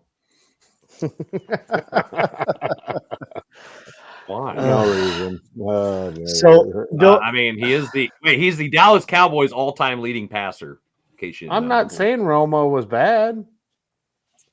So kinda sound like you going said back to when you said about Dak Prescott, I think Dak Prescott is the Clayton Kershaw of the NFL, where he's going to have great, you know what I mean? He's going to have great regular seasons. Regular and then when it season, he's comes to- awesome. It's awesome, man. He was what, number 2 behind 2 last year in yards. It might have been number 1 in touchdowns. I mean, he might be a stat stuffer, but you get to crunch time and playoffs, and you guys know everything tightens up in the playoffs, and I don't know. You just don't perform. But they're all hamstrung by the QB contract. Again, who has won? And maybe Mahomes is it. But who has won as an NFL team where the quarterback is more than 22% of the payroll? You know, I don't. Patrick Mahomes. Okay, is that it? You know what I mean? That He's the only one. But every time these guys talking about now. Go ahead. Yeah, Yes. this era of football, right? So you go. I guess the Peyton Manning up to now era of football. Who has won with again? That's why Tom Brady took all those pay cuts. You know, that and Giselle, but like he's also married to a supermodel, right? Yeah, you know, but like what program is winning when you have a What QB? a life. Probably would have been the last one. Probably would have been Russell Wilson. You think was he? Yeah, but he won it. He won his rookie year. Okay, he won his rookie year for Seattle. I thought it was later than that. Well, I don't know if did he win 2 or just 1? 1 because they didn't run the football. No, you're mistaking that for the Rams and Marshall Faulk. But anyway, go ahead. No, they didn't. They were on the goal line, and he didn't give the Why ball. would you not give it to him? Yeah, I don't know. So that way, Tom Brady could have another Super Bowl. And Russell Wilson did not win it in his rookie year. What year was it? That was 12. I believe it was his second year. Okay, it was still rookie 13. contract. Yeah, rookie contract is correct, not rookie year. That's how that went. Right. So, you know that again, that's that's the thing that all NFL teams have to balance is finding ways to pay these guys. But again, they open the door for this stuff. So it's all them. They agreed to this crap, and it's nuts. And you know, you think about those rookie deals that they used to have, like Matt Stafford and Sam Bradford, who raped the whole system and got all the money that they wanted. Matt Stafford is the highest paid quarterback in the history of the National Football League. He was the last quarterback who got the rookie deal. He's had 2 or 3 free agent deals where he's got max paid. So yeah, he's made more money than anybody else as a quarterback. And you know, the NFL is to blame for allowing this to happen to the NFL. There's nobody else to blame. They are the ones to blame. Well, they allowed this to happen, and now you have these teams that have problems with cap and their cap control that they can't balance this. So all these guys they're allowing what the Players Association too is allowing these guys to get all this money, and then they get cut, and it's just a cap hit for these teams. And the team said, you know what, we're going to give you guaranteed money. So they give them a guaranteed money. And then now it's so much dead cap space that they have to eat it. It's like Deshaun Watson. I mean, his contract again is the worst. We've already said this before, the worst in NFL history. And teams have allowed this to happen. So they're the ones dealing with it. So Jerry, you can suck it. It's all him. It's all his fault. It's decision making. It's the Jets are in that same boat. I think if Rodgers retires this year, the Jets will have $52 million in dead cap space for next year. So what? From Aaron Rodgers' contract. What was our question? The percentage, like above 22% that win? Yeah. Which last quarterback to win who had a significant portion of cap space? I mean, Mahomes in 2022 was 17.2%. I'm not seeing anyone gosh, there's a lot of people that weren't. You look at a bunch of these quarterbacks, there's not some high salaries. Well, that's because they're winning on those deals, like, you know, the Russell Wilson, the Brock Purdy kind of. You know, everybody's trying to get those guys while they're there before you have to pay them, because when you pay them, they're only going to have 1 or 2 good years. You're going to cut them. Now, it's just the way it is. I did find in 2024 that it was Mahomes was the highest salary to win a Super Bowl. Super Bowl. Yeah, Purdy's salary cap hit was the lowest to make a Super Bowl. Probably what, like 50,000? No, probably less than $500,000. Purdy was 4-year, $3.7 million. The cap hit was $889,000 in 2023, whereas Mahomes was $37 million in 2023. Right. And look, I mean, obviously Mr. Irrelevant, but look at the weapons on offense, and then again look at the 49ers roster construction. That's going to allow them to, again, when they all get healthy, to probably compete and get a chance to get, you know, again, to get to maybe even another Super, because they've already been to at least 2 Super Bowls, you know, so with I Kittle did find, and all those guys. Yeah, I did find like lowest percent of salary cap for Super Bowl starting quarterbacks. You had Purdy in 2023 at 0.4%, Tom Brady in 2001 at 0.5%, Russell Wilson 2013 0.6%, Russell Wilson again in 2014 0.7%, and Jalen Hurts in 2022 at 0.8%. So you're talking about a lot of guys that were in like their rookie contracts and stuff. Not that high percentage. But those were all teams that had other weapons around that quarterback. Oh, I totally agree. And rely on them to do that. Mahomes was 17.2 in 22, 21. Stafford was 11. 2020, Brady was 12.6. Mahomes 2019, 2.4. Tom Brady 12.4 in 2018. There is nothing. I mean, nothing above the teens. Like 13.1, that's going back to Steve Young in 1994. So most of your winning quarterbacks are pretty low. I mean, Nick Foles, he was 1% when they won it. But then he got paid after that. The real question would be is how many of those Super Bowl losing quarterbacks had a significant portion of the salary cap to look at? And I don't know whether we could find that information or not, but that would just because did they lose to a quarterback who had more weapons around them because they had more cap space to do that? You know, here's a fun part. Here's a funny thing too. Brock Purdy is not an unrestricted free agent until after next year. So they've got him for the rest of this year and the rest of next year before they have to even think about paying him again. Unless they pay him before then so that they get to keep him.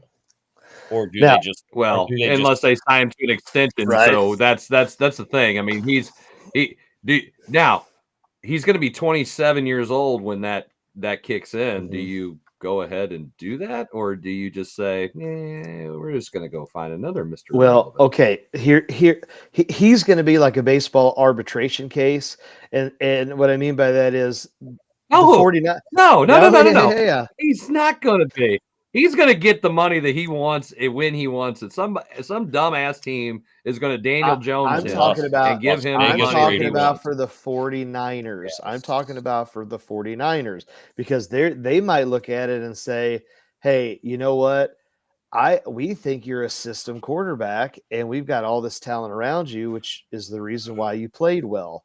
We're going to give you this. If you don't like it, take your walking papers. You know, and I think he probably will have the stigma of being Mr. Irrelevant.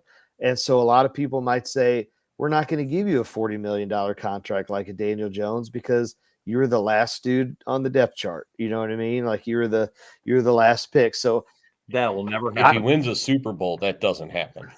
If he gets to another Super Bowl, Zach, He's already taken his team to the Super Right. Bowl. They've won games with him. He's proven that he can play. And they're going to say Daniel Jones didn't set the world on fire when he got a big They deal. got rid of Trey Lance, who they drafted and paid some money. Yeah, and for so And they probably still have a cap hit for. He's gonna get paid. Do the 49ers So pay him year, though? That's the question, because they have all these other guys. Well, they will. You got Bosa, and you've got McCaffrey, and you've got Debo, and you've got Kittle. The 49ers next They don't year. need McCaffrey. The 49ers next year will have $54 million in cap space and $16 million in dead cap money. Yeah. I'm looking at it right now. $54 million. And that's a lot of it because they haven't paid a QB. They have not paid a QB. That's gonna be enough for them to say, you know what, we're gonna go ahead and let's go all in. They just signed that receiver that got hurt and tore his ACL or whatever. So, The one that will be the one that will be off their roster, not Debo, will not be on that roster in future years. No, they'll move on. And Debo's going to get to that age where, yep, he's gone. I got to plug in my computer. Now the teams ahead. The Patriots will have $130 million in cap space next year, followed by the Cardinals with 113 and the Raiders with 112. Patriots can make some and then noise. the Commanders. And then the Commanders. Now, If they can get go out, you get some dudes. Well, that's true. I think the team that's going to make the most hay is the Washington should be Redskins because they have $99 million in cap space. I will never be okay with calling them the Commanders. I think it's a stupid. You're going to say name. that because they should have be because they have Jaden Daniels. So you're going to say, hey, we got a QB. Yes. We got a QB. Let's bring some talent in. They'll want to go play because it's DC and it's not. I don't know. I mean, it's still cold there in the wintertime. There are league sources that are already out there saying that people want to play with Jaden Daniels because of how he is as a leader, how he is as a person, what he does as far as work ethic. You know what? They have to go back to the Redskins. They won't. They won't. They won't. I It's hate dumb. their name. I hate it. I will call them Redskins, and I will call Cleveland the Indians for the rest of my life. That's right. Don't care. Well, not one it's single hard bit. for me not to say SEMO Indians too instead of SEMO Warhawks or whatever the hell they That's are. fair. I don't know. They were the SEMO nothing. They didn't have a mascot when I was there. It's kind of like the Utah Hockey Club. They didn't have a mascot when you were there? No, they were in between the Indians and they were trying to pick one. So they had like this big, they had the big old let's vote for it. And it was everybody would, they had these suggestions and whatever. So the one year, like my junior year of college in 2006, they were just Southeast Missouri State. The football helmets had SE Missouri State on them. And that was it. I think that was on some NCAA football. I think they had that. Yeah. That would they were just known as FCS Midwest.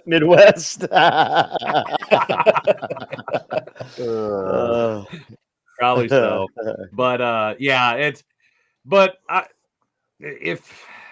think that Purdy's going to get paid, guys. That's all there is to it. He will get paid by the Niners. Now, let's talk about the America's real team right now. The freaking Detroit Lions. Hold on. Man. We didn't even get to Jarvis's comment. Hold on. What? Dion, do you think he goes to Dallas and coaches? I think if they draft, I think even he knows he wants nothing to do with Jerry Jones. Oh, there he's you go. Played for Jerry. Yeah, so he knows. Now, Dion, you can only get these guys right here, but they can't play for me. No, you only get these guys. I'm the boss. You're not the boss. He runs the show in Colorado. He is not running the show. He is the Jerry Jones in Colorado. He gets to do what he wants. Yes, he is. He gets to wear a cowboy hat and he gets to do what he wants. Yeah, but he's always gone. He's always gone with this kid. And why would you not? It why doesn't would you matter. not go if you can coach your kid on the highest level? You don't have to worry about go there because they have Dak Prescott. He doesn't want his kid to be anywhere near Jerry Jones either. He's going to end up in New York with the Giants because the Giants are picking. And then you think the Giants are going to hire Deion? You have Daniel Jones contract. What do you know? Deion would go to New York because then he's in the media all the time. Oh my Giants or the Jets, one or the other. Both of them are going to need Giants. I can't see him in green. Giants. Sorry, my back is itching the crap out of me, and I can't reach it. What the hell? The way you look on camera right now, I don't even know what's happening. It's lagging on my end. You're such a sicko. You are God. No, I don't know what you're doing. It looks like you're laying carpet. Yeah, that's what Did the carpet come up and down there or what? Oh, my back is itching bad. I can't reach it because my shoulders are so screwed up. Or I'm fat. That could be part of the problem. All right. Now, moving on to what? Hey, how about them Lions? Man, Dan Campbell is coach of the year. No doubt about it. No freaking doubt about it. Like his style. Awesome. I do like his style. There's nothing wrong with it. But you heard? Did you guys hear what he did for the player that they I guess started to trade from Cleveland? Your internet made you sound weird. Okay. Yeah, I didn't hear all you said. So they acquired. Dude, shots fired. Someone's in the sauce. Someone's in the sauce tonight. Hey, remember that the next time he calls saying, "Hey, Dad, can you send me some money?" Well, I think I'm gonna remember that. Now, I haven't sent him hardly any money because that dude made some bank this summer, but I'm gonna have to send his birthday present back that just came in the mail.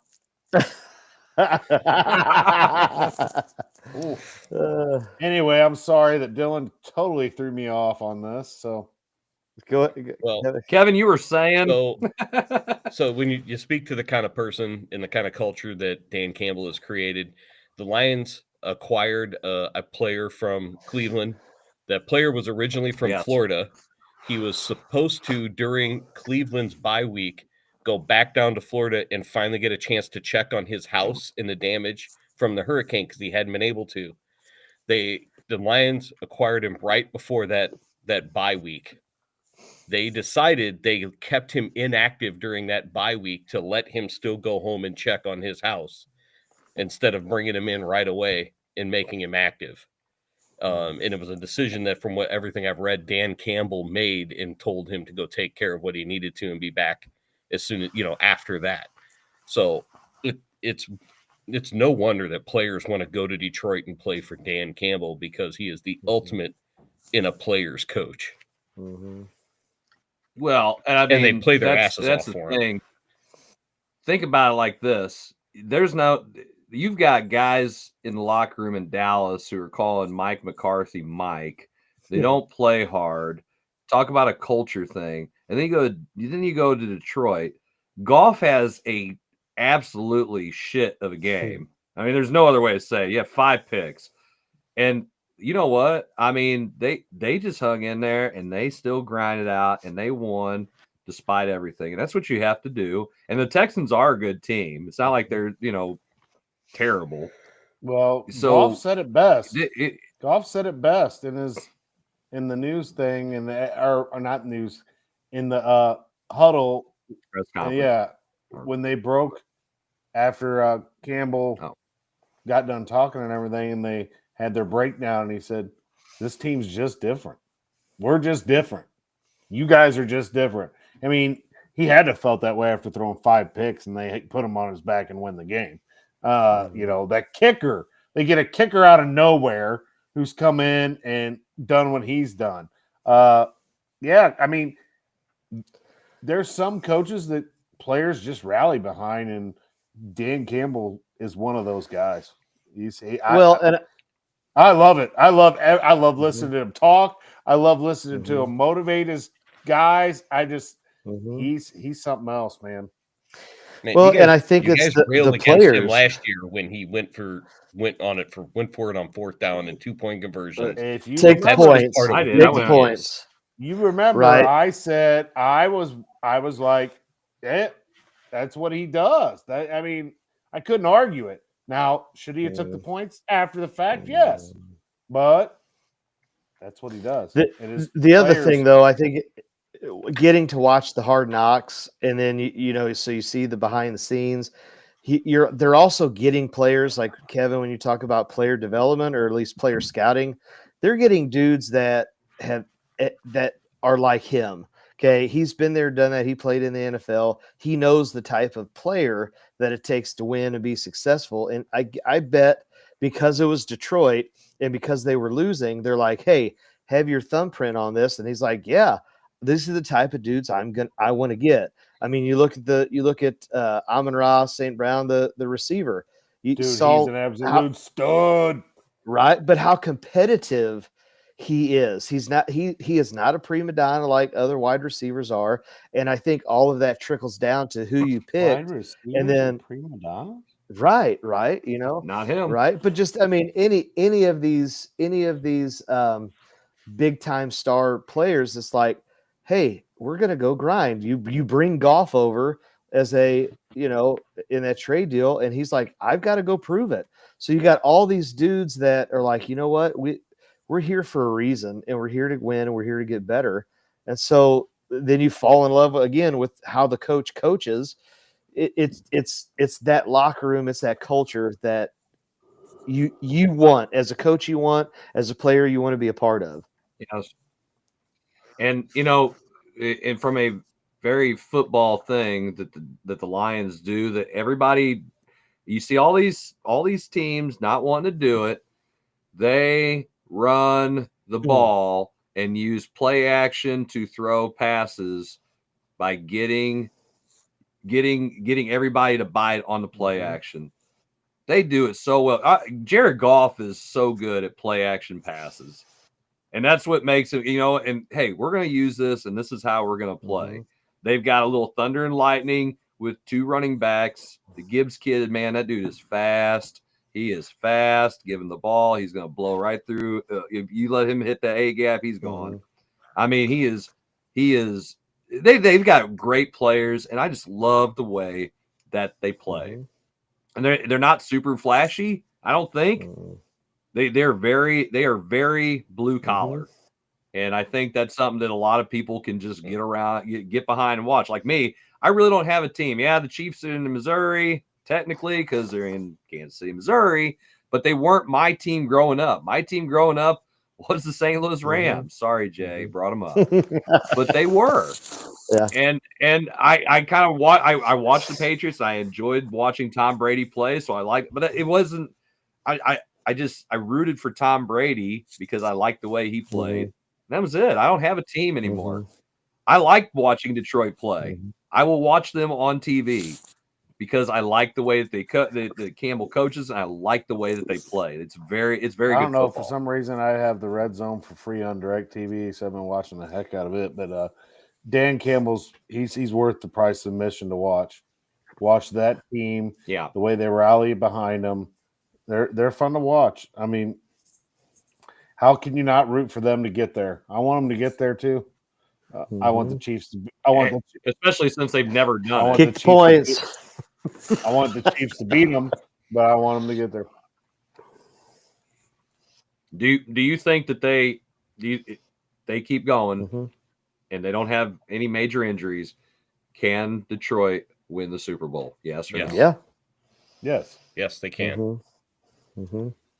Okay, I think they have all the tools to win, and I mean, I feel like they are the favored team to win in the NFC, and there's no doubt about it. Are they? I don't think anybody wants to play. Who's even close? Healthy? I don't. I'm going to give San Francisco. I mean, and I don't even think they got to play at San Francisco this year. I mean, so they still have to play in week 17. They have to go to San Francisco and play. This is their remaining schedule. They've got the London Jaguars. They've got the Flacco Colts. They've got the Bears revolving who's going to be their coach and offensive coordinator. The Green Bay Packers at home. They play the Bills at home. They get to play at Chicago to see if they still have a coach or a team. then the Niners, and then they get to finish up with the Vikings, who I think they shot theirs already. I don't think they're. I don't think the Vikings are legit contenders. Not anymore. Sorry, I don't. They're 7. No, I mean Sam Darnold. I don't Sam think hasn't. so. Darnold hasn't been bad, but he lost some of his magic that he had at the beginning of the year. He has not been. You get figured out. I mean, that's the thing. You get, Jason. Everything goes in cycles, and coaches are going to scheme against you and what you've done, and everything kind of goes in 4-week cycles in the NFL. So, yeah, I mean, they're drawing. I mean, up. in the last 2 games, they won, but they played Indianapolis, who and then Jacksonville in the game. They barely beat Jacksonville, and he's got three touchdowns and 5 picks. I'm still never gonna get over this Indianapolis and the quarterback tapping out, and I'm not gonna get over that. Everyone thought Trevor Lawrence was just gonna come to the NFL and be good, and there he had the one quality year, and now he's kind of, is he? I don't know that. Culture. What do you think about Joe Burrow? I mean, Culture. what do you think about Burrow when you bring that up, Jason? I mean, he's got culture. Did you watch Burrow this weekend? Well, I get that. I think he has a great year last year if he doesn't get hurt. That's the same song and dance. You know what I mean? Like, what's your point? What's your point, Jay? What's your point? I want to hear it. Do you say you watched him this weekend? Go ahead. Did you see the points they put up this weekend? I mean, the way he played, the way he threw it up to Chase. I mean, Burrow's good, man. I don't think he's tapped out yet. I still think there's a lot. Wait, guys, wait. Why are we saying that Joe Burrow's bad? Let me give you some insight. Dylan just said it. He's leading the league. He's leading the league. He's got the most completions and attempts and yards and touchdowns. He has 24 touchdowns of 4 picks. What the hell is he doing wrong? Nothing. Like Dylan just said, Burrow has been very good. He's the best quarterback in the league this year. Bengals defense is the problem. They don't have anybody to stop anybody else. You could say they're 4-6. You could say the same thing about Mayfield. Baker. I mean, Baker Mayfield's looked great too. Right. They won't make the playoffs. Right. They're both 4-6. Baker Mayfield's been a top 5 quarterback this year. Right. And somebody said, "Oh, he's got to be in the MVP conversation." And I'm thinking, okay, but then you look at the team and they're 4-6. How can you be an MVP candidate if your team's not? Because they would be 0-10. Yes.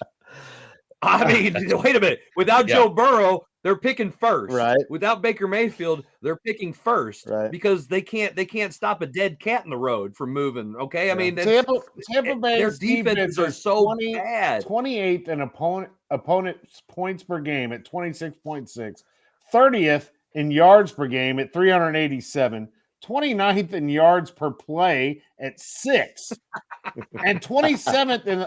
This has nothing to do with Baker. No way. You're so right, Jason. There's no way. It's not his fault. It's not his fault at all. So how about he's this? on my fantasy team. That's why I'm fired Go up. ahead. Go ahead. So does Burrow leave? Does Burrow leave? I mean, is Mayfield leave? Like, what, No, he's locked up. He ain't going nowhere. He's got the big money. Well, when their contract requested trade, I don't know. Yeah. They've still got a couple of years on. I think even Baker got an extension in Tampa. I believe he did. Yeah, so I think they're both locked up for a couple more years at minimum. The Bengals are 6th in the league in points scored and 26th in points given up. That's not a good recipe for success unless you're the 2001 Rams. No, the Bengals. Okay. No, they're ranked 23rd. They're giving up 347.5 yards a game. I mean, their defense sucks. That's terrible. Joe Burrow's not the problem there. Baker Mayfield's not the problem. 24 touchdowns and 4 interceptions is pretty phenomenal. He's on pace for 48. And I still don't think that he's 100%. I do not think Burrow? he's 100%. Yes. Burrow. I think he is. Burrow, no, he's got something wrong with his Baker hand. Mayfield probably isn't 100% either, as much as he gets hit. And it's a shame when your quarterback is playing like those two are, and that your defense just can't do anything. I mean, But here's run the ball more. You want to know something crazy though? You know what's crazy? Tampa Bay could still get in the playoffs because the NFC South is a dumpster fire of awful. The Falcons are still in first place. Awful. They are so bad. They are so freaking bad, and somehow they're in first place. Now they would have to keep losing. They would have to keep losing because who their quarterback is. That's true. But the Falcons have beat the Bucs twice, so they own the tiebreaker for sure. But has nothing to do with Baker Mayfield not being able to do his job. It is the fact that they just suck and can't stop it. I love that we're enjoying all this NFL talk, but there's something on there that I wanted to talk about, and it's 10 o'clock, and I'm going to be Jim tonight and say it's getting late. It's time to go. Jake Paul or Mike Tyson? Who are you picking? Tyson.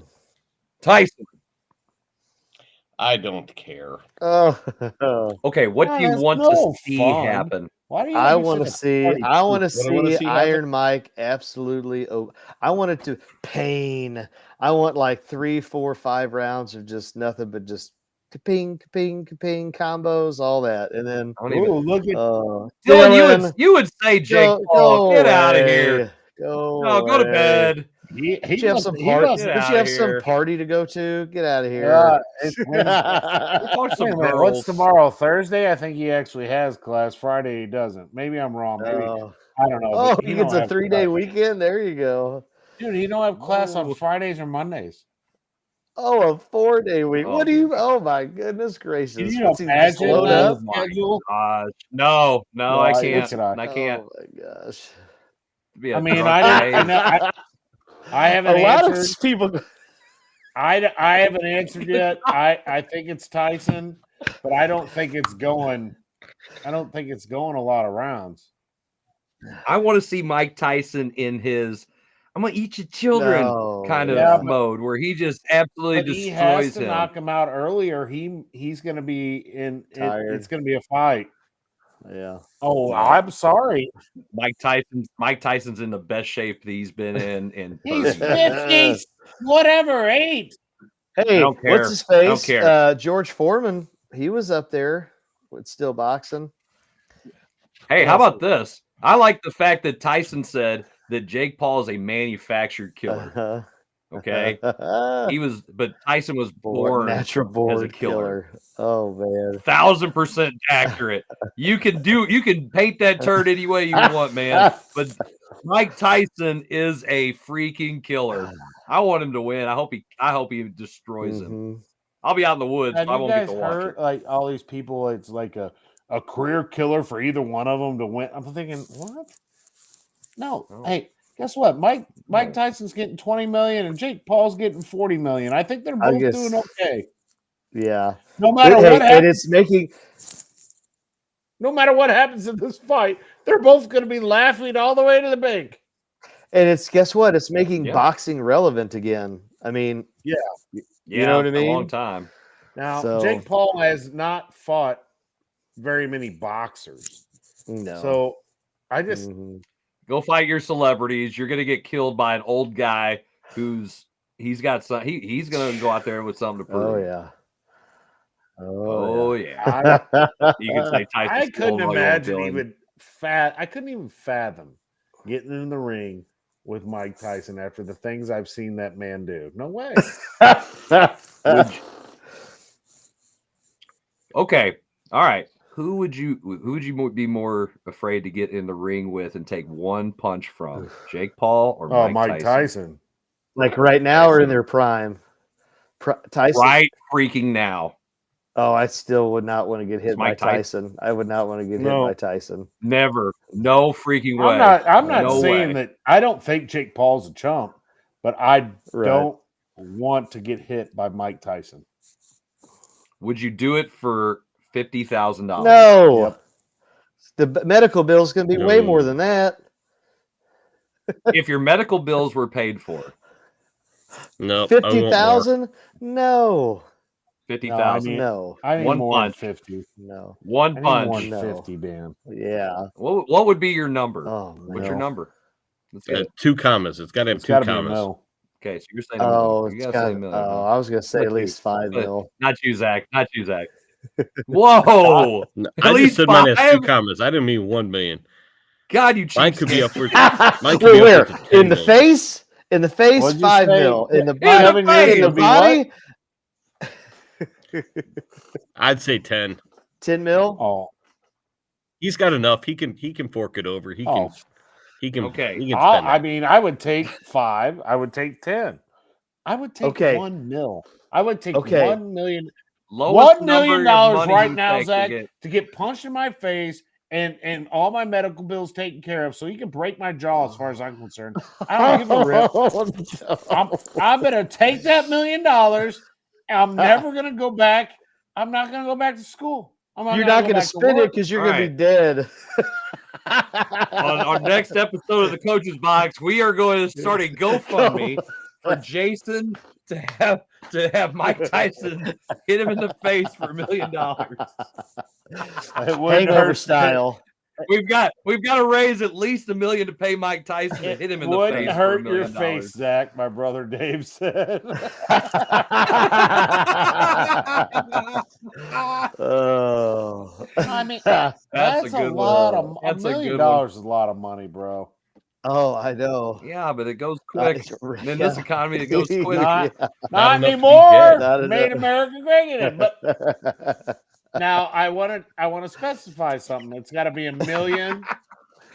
It's got to be $1 million tax free. Tax free. $1 million tax free. No. I'd say $1 million post tax. I'll even Okay, say that. that's what I mean. Man. In the face or in the stomach? Oh man. In the Oh, face. in the face. No, that's got to be at least. not in the At stomach. least got to at least be 5 mil. I don't want him to hit me in the midsection at all, because then there is a good chance I would die. Because after he breaks my rib and it stabs me in the lung and I can't breathe and I just bleed out, it's over. He hits me in the stomach, I'm liable to crap myself. I don't want that going on. Hey, for $1 million, I'll crap myself in front of everyone, the whole world. I don't care. Jarvis is thinking I used. You heard it here Jarvis is first. thinking I did Flip that. it. I did that every other weekend in college. What are you talking about? I did that for free. Oh, man. It's time. It's It time. is. When Yeah, Zach time. DeVay is saying stuff like that, you know, It is time for this show to end. We appreciate you guys tuning in for another odd episode of the Coach's Box. We call it like we see it because that's just the way it is. Until next time, you guys have a great night, good night, and God bless.